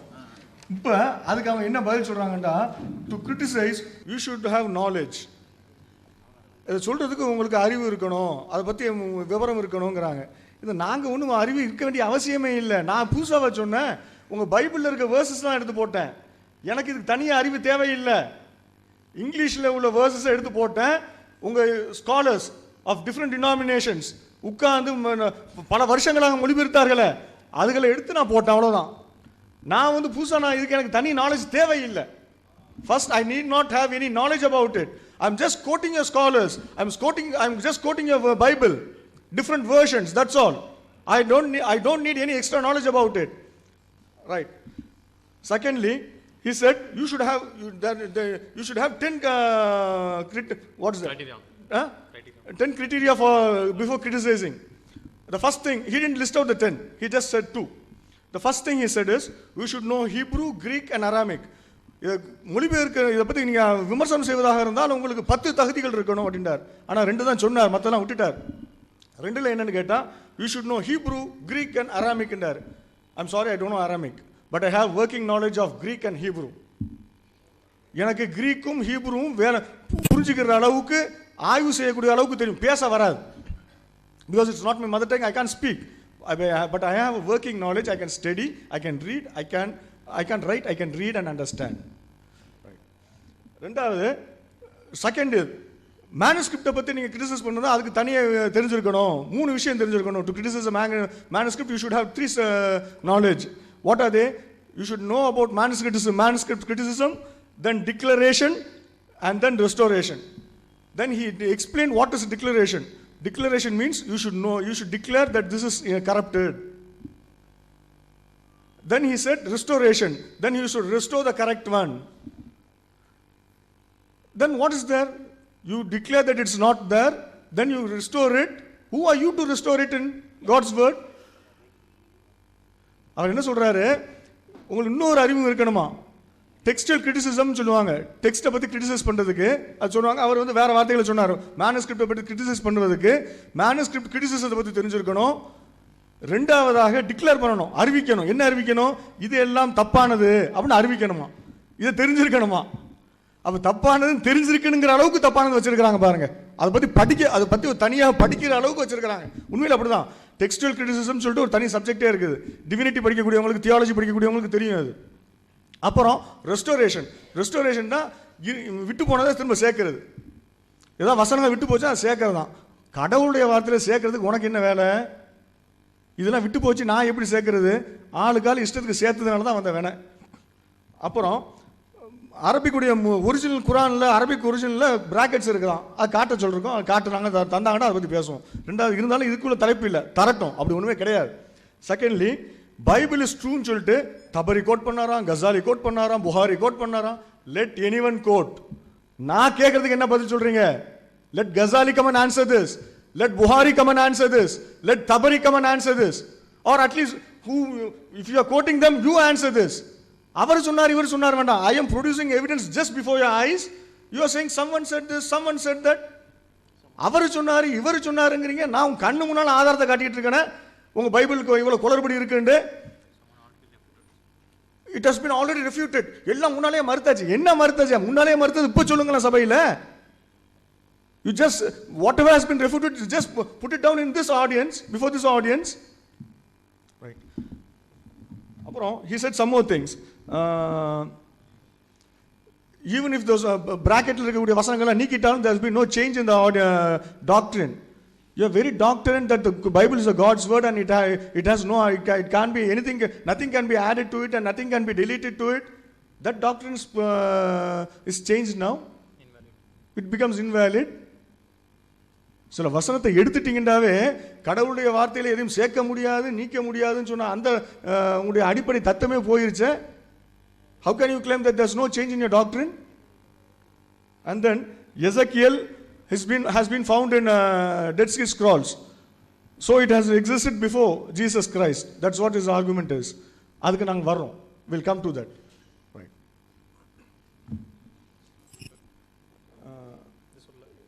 Translate பண்ணிருங்க. தமிழ்ல தான் இருக்குல்ல. Okay. So if you read these verses, whatever is in the slide, all are from 2 Chronicles chapter 22 verse 2. In one of the translation KJV, as it is popularly known, you would find the word 22. That's what it's the translation. And other two verses like the Catholic Bible and the general translation. General translation, you will find 42. Now tell us whether it is 22 or 42. And these contradictions are in the two different Tamil translations. If you accept one of the verse as God's word, you will have to deny the other one. Are we over? Next. Now take Luke 10:1. அதுல 70 அப்படின்னு சொல்லிட்டு இருக்குது, 70ன்னு சொல்லிட்டு இருக்குது. அதுக்கப்புறம் இதுல பாத்தீங்க ESV-ல ASV-ல 70ன்னு இருக்குது, ESV-ல 72ன்னு இருக்குது. Which is right? 70 or 72? Next. Then in today's New International Version 72, அந்த 10 இருக்கு பாருங்க, பெருசா 10 ன்னு போட்டுருக்கு பாருங்க. அதுல பாருங்க 72 appointed 72 ஒரு D ன்னு ஒன்னு போட்டுருக்குது. அந்த D-க்கு கீழே பாருங்க, கீழே எஸ் டீன்னு போட்டிருக்குதா, அது கீழே பாருங்க, கீழே டீன்னு போட்டு some manuscripts 70 also in verse 17. சில manuscriptல 17 இருக்குதான். அப்போ உங்களுக்கு 70யா 17ஆன்னு தெரியலண்டா விட்டுற வேண்டியது தானே. அதை எது ஒரிஜினல் வேர்டு, எது கடவுள் சொன்னது, எது கடவுள் சொன்னது? Now if you have to agree 70 is true, you will have to deny the other one, 72 is false. So now tell us which is God's word, either 70 or 72. Next. Same way, RSV, Revised Standard Version of 1952. We have the originals. We can give you the originals. 1952ல RSV-ன்னு ஒன்று வெளியிட்டாங்க. King James வெர்ஷனை வந்து திருத்தி RSV-ன்னு ஒன்று வெளியிட்டாங்க. அதை நிறைய திருத்தங்கள் பண்ணாங்க. கடவுளுடைய வார்த்தைகளை ஏகப்பட்ட திருத்தங்கள். எந்த அளவுக்குண்டா நிறைய கிறிஸ்துவர்களுக்கு மத்தியில் எதிர்ப்பு வந்த உடனே அதை அப்படியே நிப்பாட்டிட்டாங்க. இப்போ உங்க கையில எங்கேயுமே அந்த RSV கிடைக்காது. But by God's grace, we have copies of it. வேணா நான் காட்ட முடியும். We have soft copy as well as hard copy. அதுல அந்த RSV-ல பாருங்க 17 தான் இருக்குது. இப்போ 17 இருக்குது RSV-ல, 1952ல 17 இருக்குது. நெக்ஸ்ட். அதுக்கு பிறகு கிங் ஜேம்ஸ் எங்க போயிடுச்சு? நெக்ஸ்ட் ஆர்டர் சேஞ்ச் ஆயிருக்கு. Next. Right. So it has been not there. Right. Now we'll go to the next verse. Mark 9 la 43 to 47 verses. Verse number 43 to 47. இதில் இந்த 44th வேர்ஸையும் 46th வேர்ஸையும் பாருங்க. 44 46 சிவப்பு எழுத்துல போட்டிருக்கோம். அது நம்ம போட்டது. பைபிளில் சிவப்பாக இருக்காது, நாங்கள் அடையாளம் காட்டுறதுக்காக சிவப்பு எழுத்துல போட்டிருக்கிறோம். இது கிங் ஜேம்ஸ் வெர்ஷனில் இப்படி இருக்குது. நெக்ஸ்ட் சொல்லுங்க. If you see the King James version, Mark chapter 9 43 to 47, two verses which we have highlighted, 44 and 46, just have a note of that. It is existing in the King James version. Next, this is New World Bible. See that after 44, can you see this dash there? Kila. After that, you have that 46th verse and 44 verse 44 and 46. You still have it there. Next. In RSV 1952, see that verses 44 is missing and 46 is missing. But you have some, what is that? Some footnote there, marked N, mela. M, next, M, N. If you come to the footnote down, you can see it. Many ancient authorities, the best Asian authorities are omitting this. கீழே இருக்கு பாருங்க. Best Asian authorities, ரொம்ப நல்ல அதிகம் முன்னால உள்ள ஏடுகள் manuscript வந்து அது இல்லை, அவங்க இதெல்லாம் விட்டுட்டாங்கன்னு தெரிஞ்சுக்கிட்டீங்க, அதை வச்சுக்கிட்டு இருக்கிறீங்க. கிங் ஜேம்ஸ் வெர்ஷன் இன்னைக்கு இருக்குது. அவரே சொன்னார் மொழிபெயர்க்கும் போது, கிங் ஜேம்ஸ் வெர்ஷன் மொழிபெயர்க்கும் போது அவங்கள்ட்ட சில பிரதிகள் தான் இருந்தது, 4-5 மேனுஸ்கிரிப்ட்ஸ் தான் இருந்தது. பின்னால தான் புதுசாக கண்டுபிடிச்சாங்க அப்படின்றாரு. புதுசாக கண்டுபிடிச்சாங்கல்ல, தப்புன்னு தெரிஞ்சவொன்னு எடுக்க வேண்டியது தானே. கடவுளுடைய வார்த்தை இல்லைன்னு தெரிஞ்சுக்கொண்டும் வைத்துக்கிட்டு இருக்கிறீங்களே, உங்களுக்கு எவ்வளவு நெஞ்செழுத்தம். How dare you are keeping it in the Bible even after knowing that it's not the God's word, claiming it to be God's word. You're playing a fool with God's word. Next. அதுக்கு பிறகு RSVக்கு பிறகு உள்ள American standard வெர்ஷன்ல அது வந்துருச்சு. 1952ல king RSVல இல்ல, எடுத்துட்டாங்க. அதுக்கு பிறகு உள்ள RSV ASVல அமெரிக்கன் ஸ்டாண்டர்ட் வெர்ஷன்ல திரும்ப வந்துருச்சு. Next. Now it has come again in the other American Standard Version, wherein you will find verse 44 and 46. This is New World Translation. அதுல பாத்தீங்கன்னா ஒரு கேப் போட்டுருப்பாங்க, தெரியுது? அந்த பக்கம் கோடு போட்டிருக்காங்க பாத்தீங்களா? 44க்கும் 46க்கும் இடையில ஒரு சின்ன கோடு தான் போட்டிருக்குது. அதை பத்தி எந்த ஃபுட் நோட் எதுவுமே இல்லை. In New World Translation, they have just put a bar, blank. There's no footnote also. Next. Today's New International Version. அதுல பாருங்க 44 is missing. Can you see that? Immediately after 43, 44 is in bracket. The number 44 is in bracket மேல. Can you see that? The number 44 and 46 is in bracket. Number A bracket. முதல்ல verse bracketல போட்டாங்க. Now the number has come within the brackets. Next. This is easy readable version, ERV. Easy readable version. ஏன்னா ஒவ்வொன்றுக்கும் நம்ம சொல்ல வேண்டியிருக்குது. ERVன்னு சொன்னோம்னா அவங்க நமக்கு நம்ம திருத்தி கொடுப்பாங்க. ERV, see the 44B and then here 46BC. It's in the footnote. 2 number போட்டாங்க. Next. இங்க பாருங்க, ஓப்பன் இங்கிலீஷ் பைபிள். இதுல பாத்தீங்கன்னா நம்பரை பாருங்க, 43 நம்பர் சைடுல போட்டாங்க. ரொம்ப புத்திசாலி, ரொம்ப they have been very clever to put the numbers on the side. After 43, 45, 47, 48 it goes on. Deliberately they have done this. 44 காணும். The 44 and 46 is missing, but you will not notice it. அது கண்டுபிடிக்கவே முடியாது. நீங்க பாட்டுக்கு எல்லாம் கரெக்டா இருக்குன்னு நினைச்சிட்டு படிச்சிட்டு இருப்பீங்க, ஆனா உங்களை ஏமாத்திட்டு இருக்காங்க. Your Christian brothers and sisters, you are being cheated by your scholars.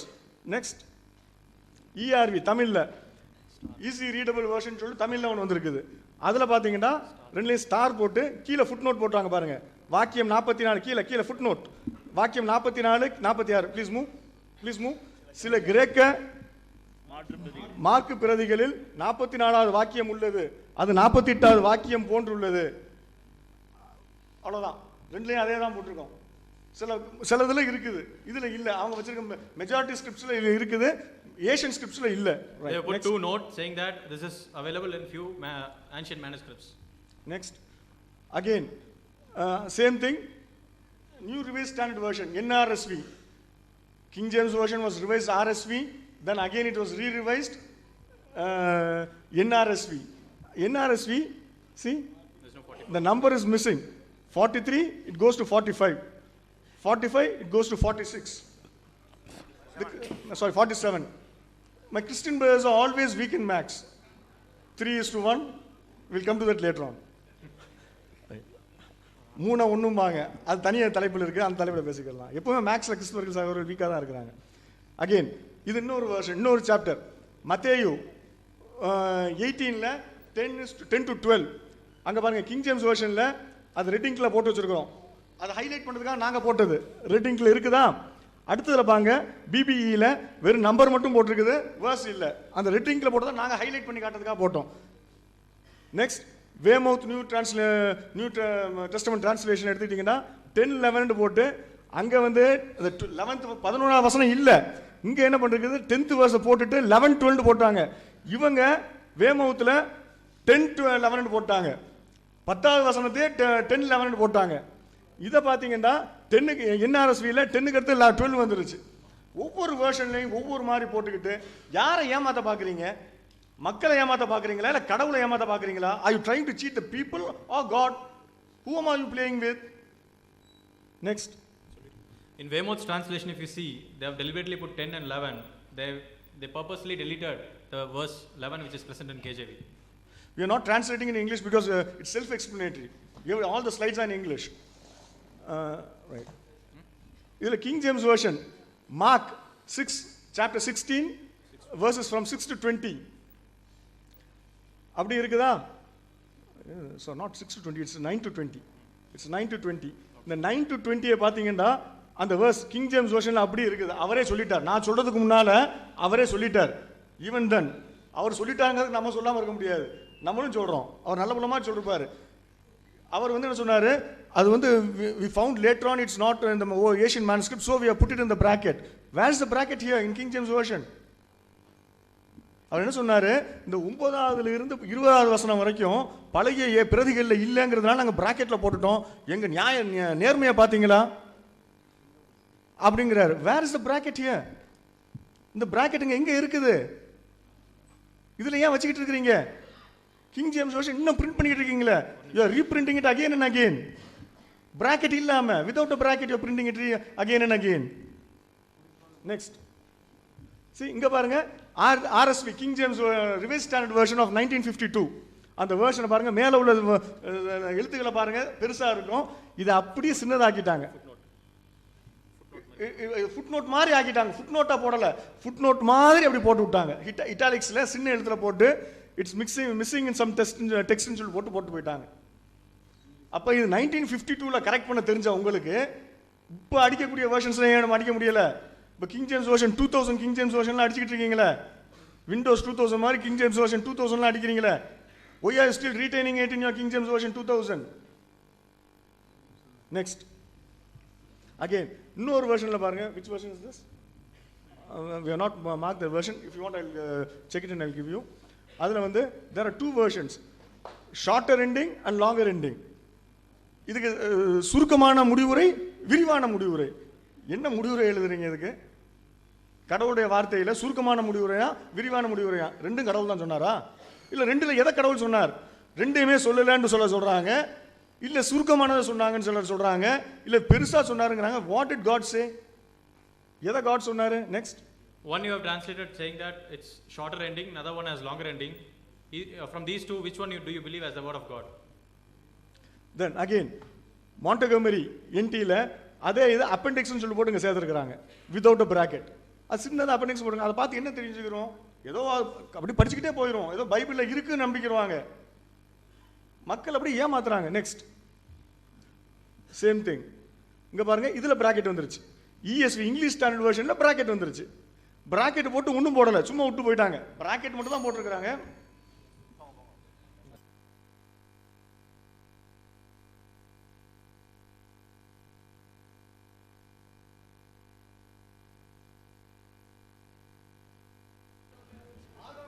Let me start with those verses that the brother has, our friend has cited.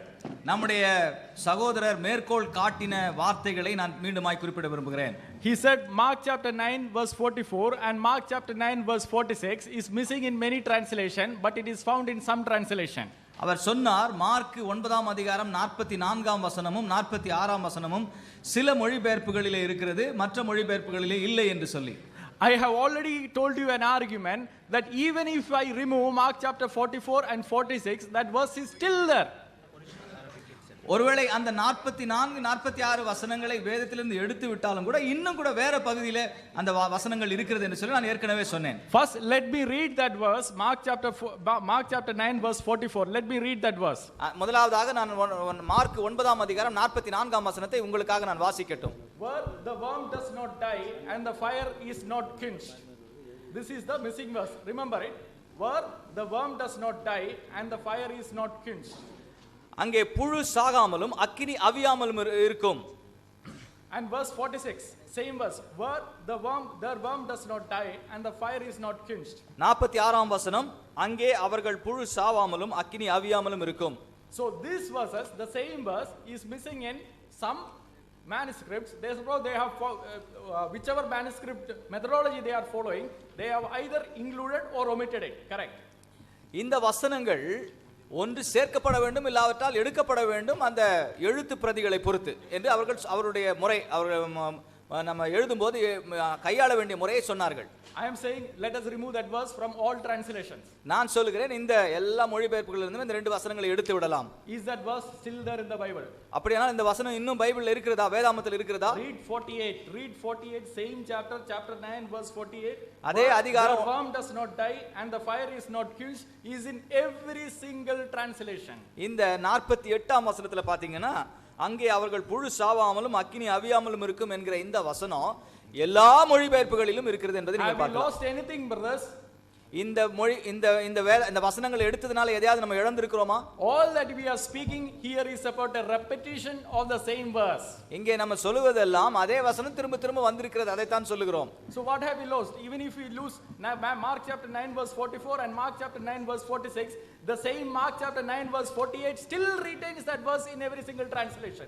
ஒருவேளை மார்க் 9:44ஆம் வசனத்தை 46வது வசனத்தையும் கூட நம்ம எடுத்து விட்டாலும் கூட 48வது வசனத்துல அதே வசனம் இருக்கிறதை நம்ம பார்க்கிறோம். What am I trying to say? When the scribe actually transmits it, நான் என்ன சொல்ல விரும்புகிறேன் என்று சொன்னால், இதை மொழிபெயர்ப்பு செய்கிறவர் அந்த சமயத்துல sometimes it so happened the scribe might skip a verse. ஒருவேளை அவர் சில ஒரு வார்த்தையை அல்லது ஒரு வாக்கியத்தை அவர் விட்டு விடலாம். If the scribe misses that verse when he is actually copying that Bible, because we have found that manuscript and if that verse is still not there, we put it in brackets. ஒருவேளை அப்படி அவர் விட்டுவிட்ட வார்த்தைக்குரிய அந்த அல்லது வாக்கியத்துக்குரிய கைப்பிரதி அல்ல கையெழுத்து பிரதி நம்மிடத்தில் கிடைக்குமானால் நாம் அப்படிப்பட்ட வசனங்களை அதை நம்முடைய அடைமொழியில போடுகிறோம். This is known as scribal error. இது வந்து எழுத்தாளருடைய மொழிபெயர்ப்பாளருடைய பிழை என்று நாம் சொல்லுகிறோம். Now I do not know, our friends from TNDJ, Janab PJ sir is a scholar, eminent scholar. நம்முடைய TNPJ-னுடைய அந்த ஜனாப் PJ அவர்கள் மிக சிறந்த ஒரு அறிஞர். Janab PJ sir has admitted there are scribal errors even in the Quran. அவர்கள் ஒத்துக்கொண்டிருக்கிறார்கள், குர்ஆனிலும் கூட விதமாக எழுதுகிறவர்களால் மொழி எழுத்து பிழை இருக்கிறது என்பதை ஒத்துக்கொண்டிருக்கிறார்கள்.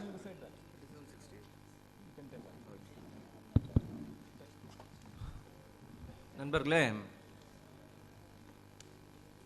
அருமையான முதல்ல நான் வந்து இந்த கத்தி கிடச்சிருச்சு, அதை கொடுத்துடலான்னு நினைக்கிறேன். அந்த கத்தி கொடுத்துருங்க அவங்ககிட்ட. ரஹமத் ட்ரஸ்டோடைய 321வது பேஜில் இருக்குது, அது அவங்ககிட்டே இருக்குது. அந்த கத்தியை எடுத்து யூஸ் பண்ணியிருக்கலாம். அது ஏன் அந்த சிறைக்கு அந்த கத்தி உள்ளே வச்சாங்கன்னு தெரியல. ஓகே, இப்போ வந்து குர்ஆனுடைய 37:68ங்க. உங்கள்கிட்ட இருந்தால் யாரோ ஒருத்தர் இருந்தால் நான் வாசிக்கிறேன். அந்த குர்ஆனுடைய 37:68 எடுத்து கொடுங்க. Let us read 37th Surah 68th verse. PJ sir translate பண்ண அதே டிரான்ஸ்லேஷன்லேருந்து நான் வாசிக்கிறேங்க. அவர் எப்படி டிரான்ஸ்லேட் பண்ணியிருக்காருன்றதை உங்களுக்கு காமிக்கிறேன். I will now show how this Quran translated by our Janab PJ, how it is translated. I will read it for you. உண்மையை பற்றி நமக்கு சொல்லிக் கொடுக்குறாங்க, எப்படி உண்மையாக இருக்காங்கங்கிறத நம்ம இப்போ பார்க்குறாங்க. 64 வாசிக்கிறாங்க. அது நரகத்தின் அடித்தளத்திலிருந்து வெளிப்படும் மரம், அதனுடைய பாலை சைத்தான்களின் தலை போன்றது. அவர்கள் அதிலிருந்து சாப்பிடுவார், அதிலிருந்து வயிறுகளை நிரப்புவர். கொதிக்கப்பட்ட பானமும் இதற்கு மேல் அவர்களுக்கு உண்டு, மேலும் அவர்கள் மேலுமிடம் நரகமே அப்படின்னு தமிழில் translate பண்ணியிருக்காருங்க.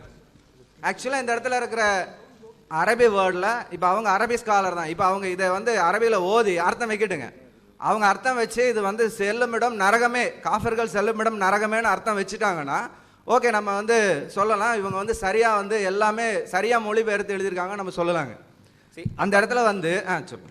According to this, I will be reading it from verse 65 onward. It says, all the infidels will go to hell. That is the translation they have made. If they say this is the correct translation, then we can accept. ஆனா குர்ஆனுடைய original இதுல என்ன இருக்கு அப்படின்னு பாத்தீங்கன்னா, காஃபிர்கள் செல்லும் இடம் நரகம் இல்லைன்னு இருக்குங்க. ஆனா but in original Quran, if you read it, that the place where kafirs go is not hell. It is written like இது அல்லாஹ் சொன்னதுங்க. அல்லாஹ் சொன்னது இப்ப லிட்டரல்ல இருக்குது. இப்ப இருக்கிறது ஸ்கிரிப்சர்ல இருக்கிறது அப்படி தான் இருக்கு. பிஜே சார் அதை ரிப்போர்ட் பண்ணிட்டு நம்ம அதுக்கப்புறம் அதுக்கான எவிடன்ஸை நம்ம கொடுக்கலாங்க. அது எவிடன்ஸை எப்படி நம்ம கொடுக்குறோன்றதை அவங்க பார்க்கலாம். ஆனா இப்போ உண்மையை பற்றி பேசும் பொழுது இந்த இடத்துல என்ன பண்ணியிருக்கணும், என்ன இருந்ததோ அதை எழுதியிருக்கணுங்க. என்ன இருந்தது? காஃபிர்கள் நரகம் செல்ல மாட்டார்கள், அதான் அங்கே இருக்குது. அவர்கள் செல்லும் இடம் நரகம் இல்லை. குர்ஆன் 37:68 இருக்கிறது என்ன ஸ்கிரிப்சரில், அவர்கள் செல்லும் இடம் நரகம் இல்லை அப்படின்னு தானே டிரான்ஸ்லேட் பண்ணியிருக்கணும். கீழே எழுதியிருக்கணும். நீங்கள் உண்மையாளர்களாக இருந்தால் என்ன எழுதியிருக்கணும், இந்த இடத்துல காஃபிர்கள் செல்லும் இடம் நரகம் இல்லை என்று இருக்கிறது, ஆனால் இப்படி வந்திருக்கும் ஏதோ ஒன்று எழுதுங்க. ஆனால் அட்லீஸ்ட் அந்த விஷயத்தை அங்கே சொல்லியிருக்கணும். அதாவது இந்த இடத்துல இருக்கிறது தவறாக தான் இருக்குது. எப்படி தவறாக இருக்குது? காஃபிர்கள் செல்லும் இடம் நரகம் இல்லை அப்படின்னு இருக்குது. அதை வந்து இது பண்ணியிருக்கணும். but when they in the original Quran text, it is mentioned that the infidels will not go to hell. But when they have translated it, they have made it as infidels will go to hell. But what they should have done is, they should have mentioned in the footnote that in the original it is not mentioned. It is mentioned that infidels will not go to hell.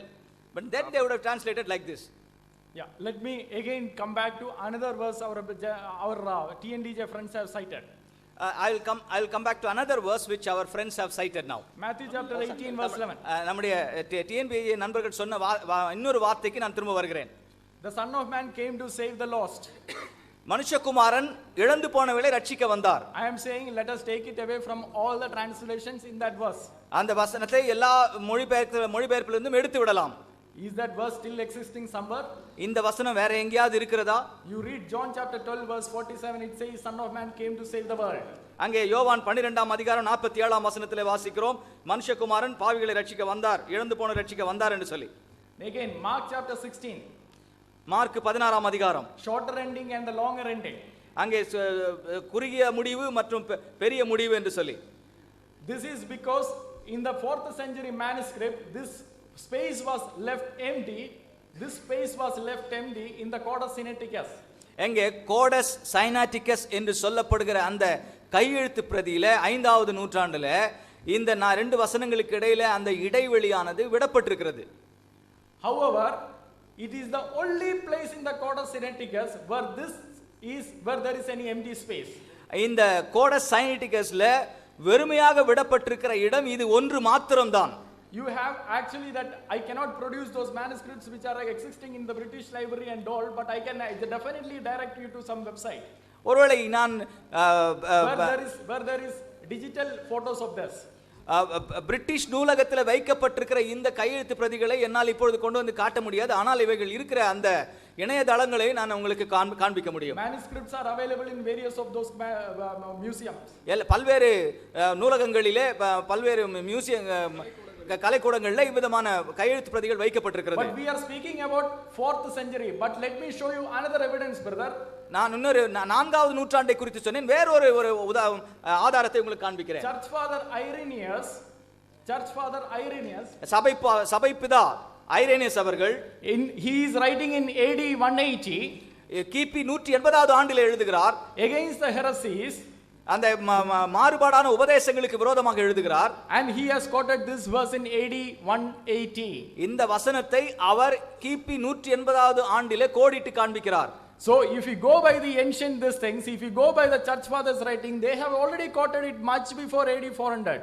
அங்கே நான் பழமையான கையெழுத்து பிரதிகளை ஆனாலும் சரி, அல்லாவிட்டால் நம்முடைய சபை பிதா அவர்கள் ஐரேனியஸ் சொன்ன விதமாக பார்த்தாலும் சரி, அவர்களெல்லாம் ஏற்கனவே எழுதப்பட்டிருக்கிறது என்று சொல்லி நமக்கு தெரிகிறது. 400 ஆண்டுகளுக்கு முன்பதாகவே அவர்கள் எழுதப்பட்டிருக்கிறது. Fortunately, I have taken the printouts of those. If they want to examine, they can examine. அதிர்ஷ்டவசமாக நான் அவர்களுடைய பிரதிகள் எல்லாம் நான் எடுத்து வைத்திருக்கிறேன். அவர்கள் பார்க்க வேண்டுமானால் பார்க்கலாம். Now, what is the point of what we are trying to say? நாம் சொல்ல விரும்புகிற கருத்து என்ன?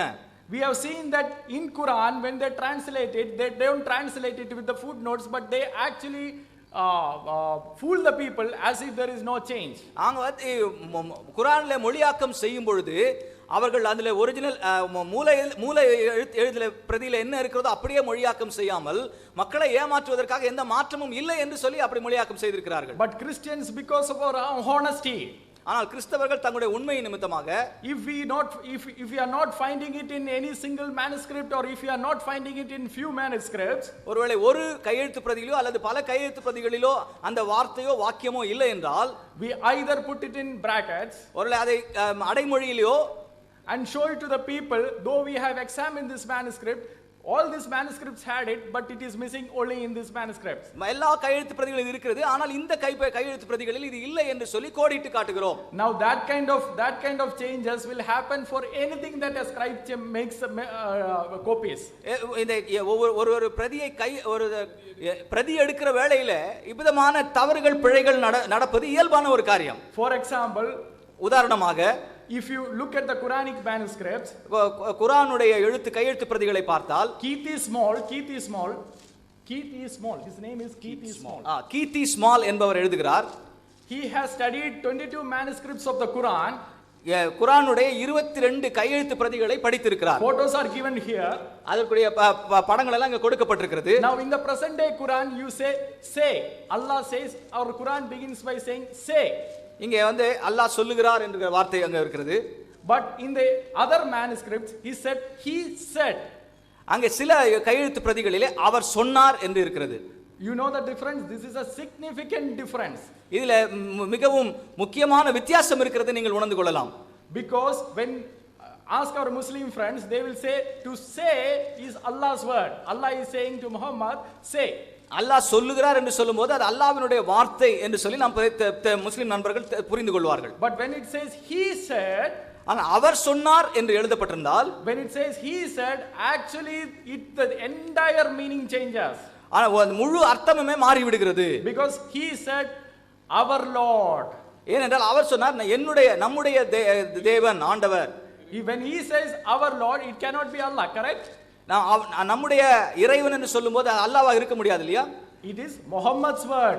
அது வந்து முஹம்மதுனுடைய வார்த்தை என்று நாம் அறிந்து கொள்கிறோம். See the difference? If the Christians were to transmit the Quran by applying the same methodology, they would have the honesty to put that in the footnotes, but you can't find that in the footnotes in any Quran. ஒருவேளை கிறிஸ்தவர்கள் ஒருவேளை Christians and the Muslims.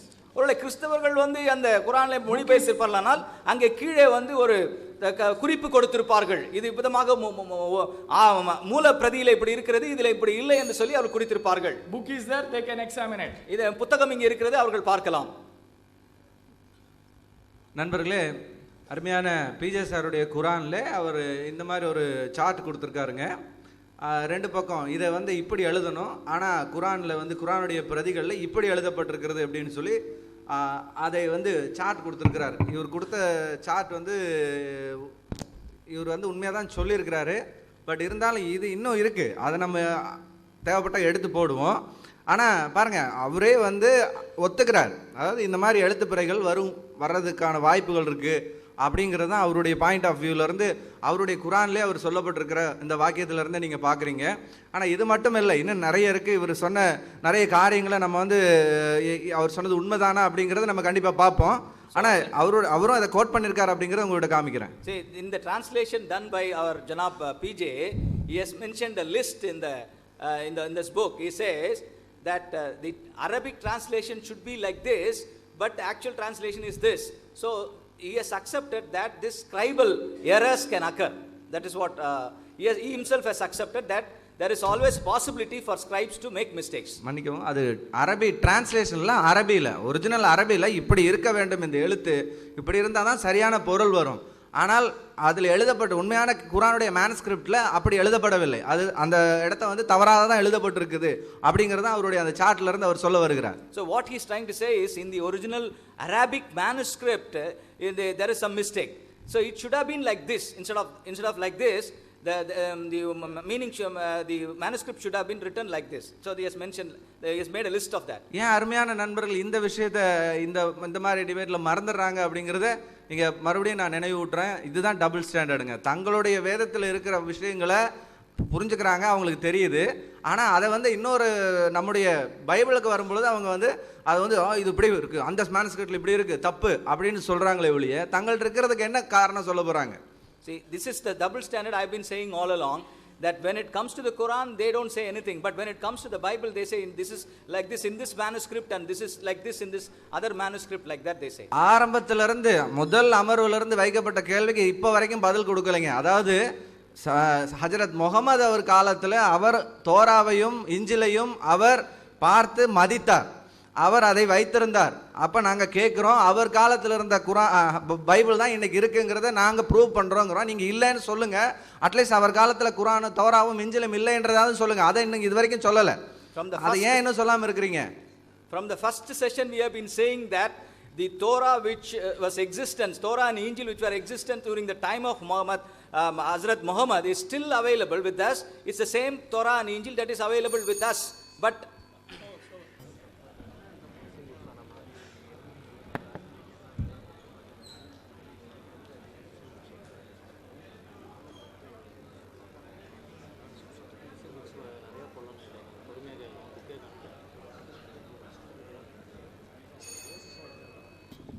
முதல் நாளின் இறுதி அமர்விலே நாமெல்லாம் அமர்ந்திருக்கிறோம்.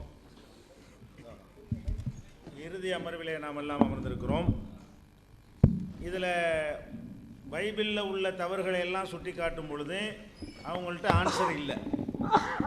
வெறும் bracket மேட்டரை மட்டும் கொண்டு வந்துட்டு இருக்காங்க. பிராக்கெட் மட்டும் இங்கே சொல்லலை. 42, 22, 16, 72, 73 இதுக்கெல்லாம் ஆன்சரை காணோம். ஒரு இடத்துல 42 சரியா, 43 சரியா, பிராக்கெட்டில் உள்ள எடுத்து விட்டால் அதை பற்றி எஸ்ஐயா சொல்கிறாரு, எசக்கியல் சொல்கிறாருங்கிறது மற்ற அனைத்துக்கும் சொல்லுங்கள். எத்தனை வகையாக அதை தவறை சுட்டி காட்டியிருக்கிறோம். வசனமே காணா போச்சு என்னாச்சு, நம்பரில் டிஃப்ரெண்ட் வருது என்னாச்சுன்னு நிறைய கேட்டிருக்கு. அதுக்கு பதில் சொல்லாமல் குரானில் இருக்குதுன்னு என்ன செய்கிறாங்க, சில வாதங்களை வைக்கிறார்கள். அது குரான் இறைவேதங்கிற தலைப்பில் இதை வச்சிங்கன்னு சொன்னால் வைக்க தான் போகிறீங்க. அக்பர் அணிவர் அதுக்கு ஆன்சர் உங்களை மாதிரி மழுப்ப மாட்டோம். அவ்வளவும் பாதுகாக்கப்பட்டிருக்கிறது, பிழை இல்லை என்பதை தெளிவாக நிரூபிப்போம். இப்போ கூட நீங்கள் எடுத்து வச்சதுக்கு ஆதாரம் கேட்டோம். என்ன ஆதாரம் கேட்டோம்? கசாலி சொன்னார், தபரி சொன்னார், புகாரி சொன்னாருன்றீங்க. அதுக்கு அவங்கவுங்க நூல்களில் இருந்து ஒப்பந்த பிரகாரம் ஆதாரம் தாங்கன்னு கேட்டோம். இன்னும் நீங்கள் அதுக்குரிய ஆதாரத்தை தரலை. குரானுடைய அரபியிலேயே பிராக்கெட் போட்டிருக்குது, மூலத்திலேயே பிராக்கெட் போட்டிருக்குன்னு சொன்னீங்க. அதை கொண்டாங்கன்னு கேட்டோம், இன்னும் தரல. கிட்டத்தட்ட 5 தடவை கேட்டாச்சு இந்த பிரேக்கில். இது இப்போ அது பதில் சொல்கிறோண்டு தந்தா தானே பதில் சொல்லலாம். நீங்கள் போகிற போக்கில் அள்ளி போட்டு போகிறீங்க. அதை தாங்கன்னு கேட்டால் என்ன செய்றீங்க, அவங்க ஆளுக்கு எழுதியிருப்பாங்கல்ல, ஜெரி தாமஸ் மாதிரி ஒருத்தர் எழுதியிருப்பார், அதை கொண்டு அந்த பாருங்க அவர் எழுதியிருக்கிறாரு. அதானே தப்புன்ட்டு இருக்கிறோம். புகாரி சொன்னா அவர் புஸ்தகத்திலிருந்து காட்டுங்க, நான் சொன்னேன்னா என் புஸ்தகத்திலிருந்து காட்டணும். அப்படி காட்டவே இல்லை. ஒன்னே ஒன்று காட்டுறாரு, ஒரு இடத்துல வந்து இல்லைன்னு வருது, அந்த இல்லையை விட்டுட்டு அர்த்தம் செஞ்சுருக்கணும்னு காட்டுறாரு. அதை நான் தான் சொல்லியே இருக்கிறேன். அதில் விளங்குதா, கண்டுபிடிச்சலான்னு சொல்லலை. அதற்குரிய ஆன்சர் அதில் இருக்கிறது. ஒழுங்கு அதை படிச்சுட்டு ஒரு இடத்த வாதம் வைக்கிறதா இருந்தால் நீங்கள் கேட்ட கேள்விக்கு என்னுடைய அந்த தமிழாக்கத்தை படிச்சிங்களா, அதுக்குள்ளே பதில் இருக்குது. அந்த பதிலும் சரியில்லைன்றா தான் வாதம் பண்ணணும். நீங்கள் கேட்ட கேள்விக்கு அதில் பதில் இருக்கிறது. அதனால் வந்து நீங்கள் இந்த ஆதாரத்தை தந்த பிறகு பதில் சொல்லுவோம். இன்னும் என்னென்னவெல்லாம் இதில் சொன்னீங்களோ ஒன்று விடாமல் அனைத்துக்கு என்ன இருக்குமோ பதில் சொல்லுவோம். சில விஷயங்களை வந்து அள்ளி போட வேண்டி இருக்கிறது. அதுக்காக வேண்டி தான் என்ன செய்கிறோம், அந்த வாய்ப்பை எடுத்துக்கொண்டிருக்கிறோம். அதனால் இவர் ஹலீல் ரசூல் அவர்கள் எதை தொடர்ந்தாரோ அது அந்த வேகத்தில் போக வேண்டும் என்பதற்காக வேண்டி தான் இதை விடுறோம். உங்களுக்கு இந்த விவாதம் முடிகிறதுக்குள்ளே உங்களுக்கு எல்லாத்துக்கும் நாளைக்கு முடியுது இல்லையா, அனைத்துக்கும் பதில் தருவோம். ஒன்று விடாமல் பதில் தருவோம். அதில் எந்த டவுட்டும் உங்களுக்கு வேண்டியதில்லை. Dear brothers, this is the last sitting for today. And here we have quoted n number of verses from Bible, n number of mistakes from the so-called holy book, but we got no answer. Only for the bracket, they were able to, just cook up some answer for that. But other than the bracket issue, for anything else, they were not able to answer. They were not even ready to touch anything. We showed them a lot of missing verses in the Bible, which they never refuted. And in fact, we showed them n number of contradictions. Contradictions between English and Tamil, contradiction within the Tamil translation, contradiction within the English translation, so on. So many contradictions we showed them, they never touched that. It affirms that they do believe that Bible is having contradiction. And whatever question they have asked, we are here to answer each and every question. But wherever it is relevant, we'll answer. They have been raising questions on Quran. We have a separate topic for discussion. That's next week. So please hold on all your questions. We will have a very satisfying answer for all the questions you raised. And whatever they quoted, as per our agreement, they are bound to show the evidence. They quote a lot of sayings of Tabari, Ghazali and so on, but they never gave the evidence. This being the last sitting, we thought at least if they give the evidence, we'll be able to answer it. Moreover, they also quoted that Arabic verse itself is bracketed. Quran written in Arabic itself is bracketed, for which till now they haven't produced any evidence.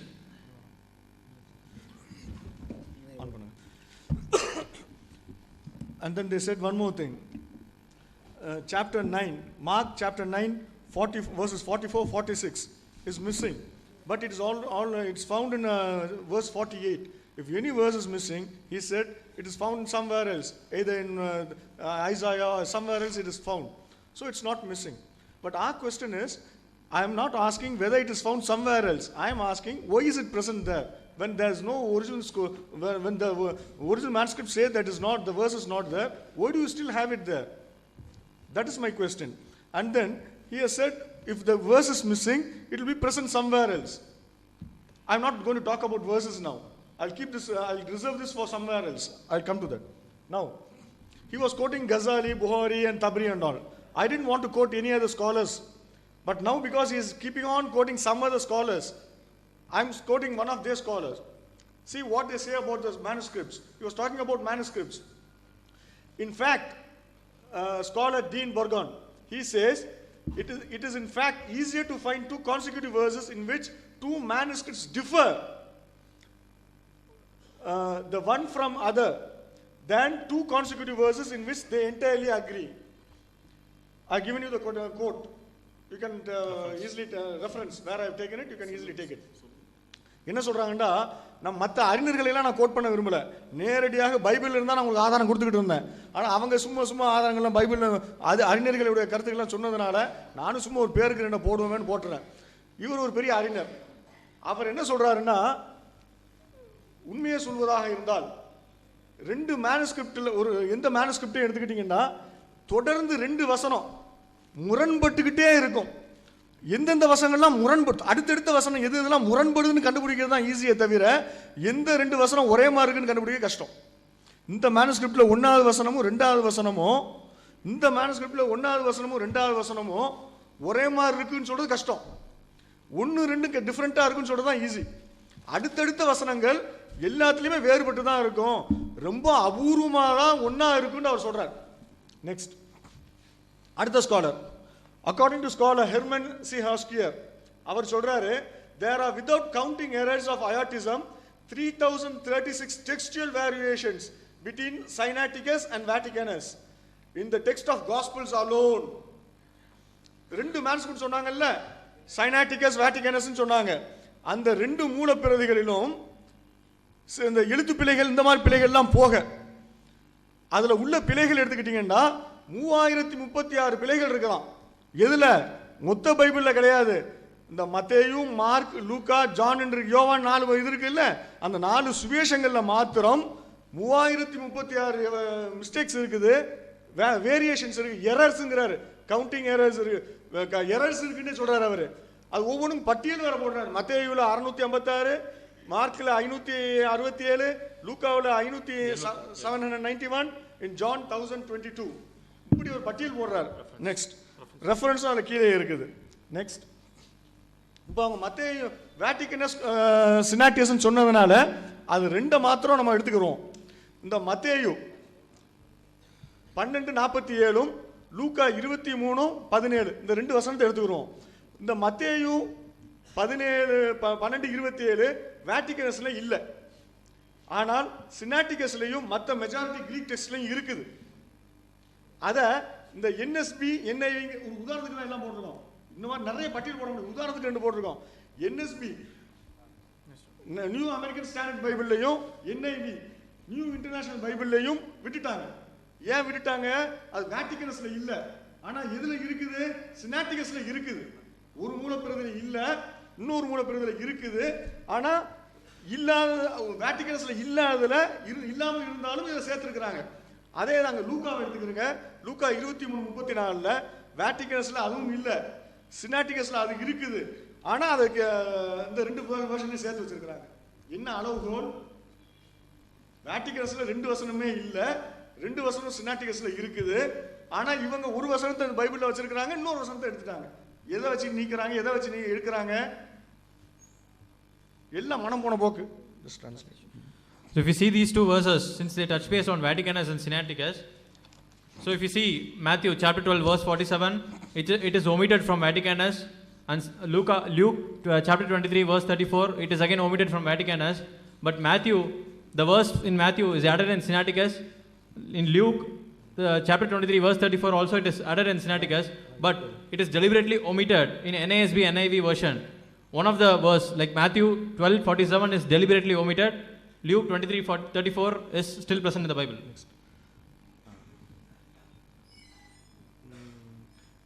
அதாவது இந்த வேட்டிகனஸ் and சினாட்டியஸ் அதை மட்டும் எடுத்துக்கிட்டு பேசுவோம். அதான் அவங்கள்ட்ட இருக்கக்கூடிய மூலப்பிரதிகள்ல இருக்கிறதுலயே மிக பழைய மேனுஸ்கிரிப்ட் இது 2 தான்.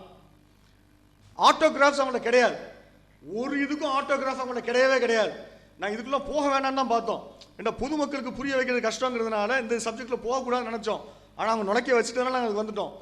அவங்கள்ட்ட எந்த ஆட்டோகிராஃபும் இல்லை. லூக்கா எழுதினார், மத்தேயு எழுதினார்லாம் சொல்றாங்கல்ல, அவர் எழுதுனது ஏதாவது ஒரு ஆள், யாராவது ஒரு ஆள் எழுதுனது இருக்கான்னா ஒண்ணுமே இல்லை. அவங்கள்ட்ட இருக்கிறது எல்லாம் காப்பி, மற்றவங்க எழுதி வச்சது தான். லூக்கா எழுதுனதாக மற்றவங்க எழுதி வச்சது தான் வச்சிருக்கிறாங்க. அவங்கள்ட்ட இருக்கிறதுலே அந்த மாதிரி காப்பீஸ்ல இருக்கிறதுலே பழைய காப்பி எதுன்னு கேட்டா வேட்டிகனஸும் சினாட்டியஸும் தான். அதனால தான் அது 2 எடுத்துருக்கிறோம். மற்றதுக்கெல்லாம் போகல. அலெக்சாண்டியஸ்லாம் பின்னால உள்ளது. வேட்டிகனஸும் சினாட்டியஸும் தான் அவங்க சொல்ற மாதிரியே பழமையானது. அதனால எடுத்துக்கிட்டோம். இந்த 2 மேனுஸ்கிரிப்ட்லயுமே இந்த வசனங்கள் எல்லாம் கிடையாது. இந்த வசனங்கள் எல்லாமே இந்த 2 பழைய மேனுஸ்கிரிப்ட்லயும் கிடையாது. ஆனா பின்னால உள்ள மேனுஸ்கிரிப்ட்ஸ் இருக்குல்ல, பின்னால உள்ள பிரதிகள், அதுல எல்லாம் இது இருக்குது. புரிஞ்சுக்கிட்டீங்களா? பின்னால உள்ள பிரதிகள் எல்லாம் இருக்குது. ஆனா அந்த ஆரம்பத்தில் இது 4ஆம் நூற்றாண்டுல உள்ள பிரதிகள். இந்த சினாட்டிகஸும் வேட்டிகனஸும் 4ஆம் நூற்றாண்டுல உள்ள பிரதிகள். அது 2லயும் இல்ல. ஆனா அது பிற்காலத்தில் உள்ள கிரேக்க மேனுஸ்கிரிப்ட்கள் எல்லாம் அது இருக்குது. இது எப்ப சேர்க்கப்பட்டது? நீங்க தான் சொல்லணும், நான் சொல்ல வேண்டிய அவசியம் கிடையாது. அது இல்லை என்று காட்டிவிட்டேன், இதுல இருக்குதுன்னு காட்டிட்டேன். எப்ப சேர்த்தாங்க, யாரு சேர்த்தாங்க, எதுக்கு சேர்த்தாங்க, ஏன் சேர்த்தாங்க, where, how and why it was added, you will have to answer now. The onus of burden, onus of proof is on your side. Right. English இருக்குது. நெக்ஸ்ட். அப்புறம் இப்ப 2லயுமே இல்லாதன்னு சில காட்டிட்டேன்ல. இப்ப வேட்டிகனஸ்ல மட்டும் இல்லாதது. வேட்டிகனஸ்ல இல்லாத எது தெரியுமா? ரெவல்யூஷன் வச்சிருக்காங்கல்ல, வெளிப்படுத்தின சுவிசேஷம், ரெவலேஷன், அது மொத்தமாகவே இல்லை. அது இன்னைக்கு பைபிள்ல வச்சுக்கிட்டு இருக்கிறாங்க. அந்த வெளிப்படுத்தின சுவிசேஷம் மொத்தமாகவே வேட்டிகனஸ்ல இல்லை. 1 தீமோத்தி வேட்டிகனஸ்ல இல்லை, 2 தீமோத்தி வேட்டிகனஸ்ல இல்லை, டைட்டஸ் வேட்டிகனஸ்ல இல்லை. ஹீப்ரூஸ்ங்கிறதுல 9வது அதிகாரத்தில் 12-14, I don't remember the exact verse, அதுக்கு பிறகு இருந்து இல்ல. முதல் பாதி மட்டும் இருக்குது, பின்னால பாதி எதுவும் கிடையாது. இது வேட்டிகனஸ்னுடைய நிலை. ரைட். ஆனா இது எல்லாமே சினாட்டிகஸ்ல இருக்குது. சினாட்டிகஸ்ங்கிற பிரதியில இது அனைத்தும் இருக்குது, வேட்டிகனஸ்ல இல்ல. இதுல இன்னொரு வேடிக்கை என்னன்னு கேட்டீங்கன்னா, அந்த சினாட்டிகஸ்ல வந்து வெளிப்படுத்தின சுவிசேஷத்தை எடுத்து பாத்தீங்கன்னா வித்தியாசமா இருக்கு. இவங்க பைபிள்ல வச்சிருக்காங்களே அது மாதிரி இல்ல. இவங்க பைபிள்ல எதை ரெவலேஷன் வச்சிட்டு இருக்காங்களோ, வெளிப்படுத்தின சுவிசேஷம் வச்சிருக்காங்களோ அது மாதிரி இல்ல அந்த சினாட்டிகஸ்ல.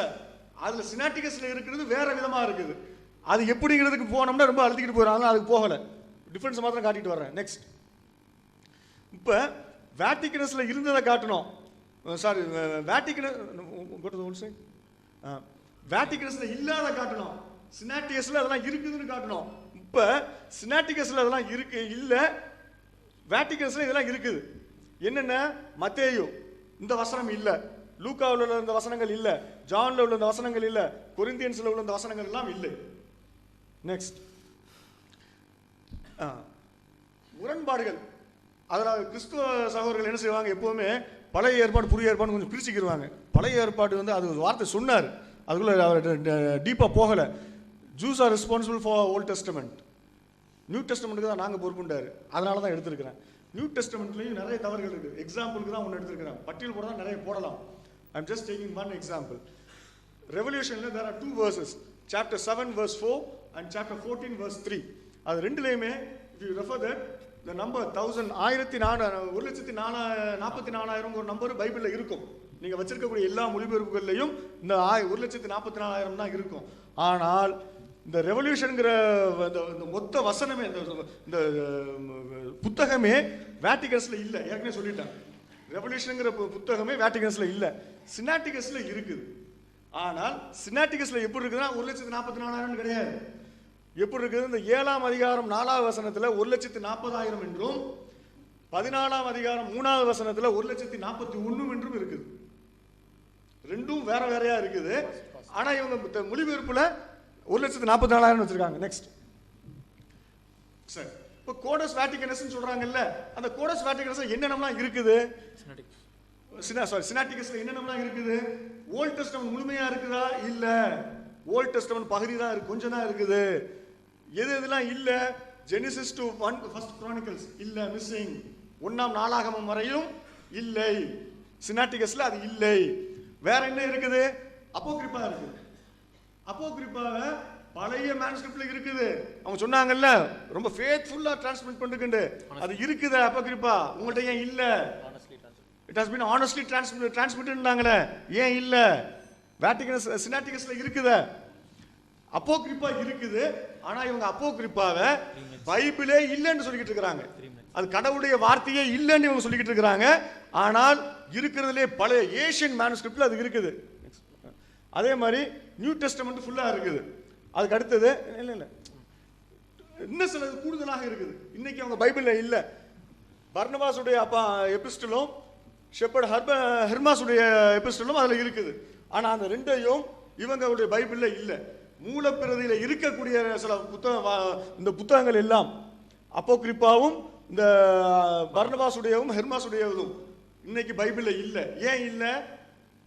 ரொம்ப we are very honest inningla. Where is the honesty? Why have you left it out? Why is it not in your Bible? Is it not God's word? Then how did it enter in the Asian manuscript? Then who wrote it? Next. Next. அப்புறம் சினாட்டிகஸ் சொல்றோம். வேட்டிகனஸ் எடுத்துக்கிட்டீங்கன்னா part of volt testament, அதுலயே முழுமையான volt testament இல்ல. இந்த இதெல்லாம் missing. ஜெனிசிஸ்ல உள்ள பகுதி மிஸ்ஸிங், சாம்ஸ்ல உள்ளது மிஸ்ஸிங், செகண்ட் கிங்ஸ்ல மிஸ்ஸிங். அதுல அப்போகிரிப்பா முழுமையாக இருக்குது. இந்த ரெண்டு தான் மிஸ்ஸிங். அதுலயும் அப்போகிரிப்பா இருக்குது, இவங்க பைபிள்ல கிடையாது. Part of New Testament, New Testament முழுமையாக இல்ல, அதுல இதெல்லாம் மிஸ்ஸிங். ரெவல்யூஷன்லாம் மிஸ்ஸிங், நான் ஏற்கனவே சொல்லிட்டேன். நெக்ஸ்ட், கோடஸ் வேட்டிகனஸ் உடைய மேனுஸ்கிரிப்ட், இதுல வந்து அந்த பெரிகோப் அடல்ட்ரி அது இல்ல. நெக்ஸ்ட், இந்த கோடஸ் வேட்டிகனஸ்ல இந்த பகுதி இல்ல. அந்த 16ஆவது அதிகாரத்துல அதெல்லாம் இல்ல. இங்க பாருங்க, இந்த அவங்கள்ட்ட இருக்கிறதுலேயே பழைய காலத்து மேனுஸ்கிரிப்ட் எது தெரியுமா? அங்க பாருங்க, இந்த கோடஸ் லெனின் கிராடினஸ் இருக்கு பாருங்க, அதுதான் அவங்கள்ட்ட இருக்கிறதுலேயே பழைய மேனுஸ்கிரிப்ட் ஓல்ட் டெஸ்டமெண்ட்டுக்கு. அது எவ்வளவு பழசு தெரியுமா? அது 1000 வருஷத்துக்கு பிறகு உள்ளது.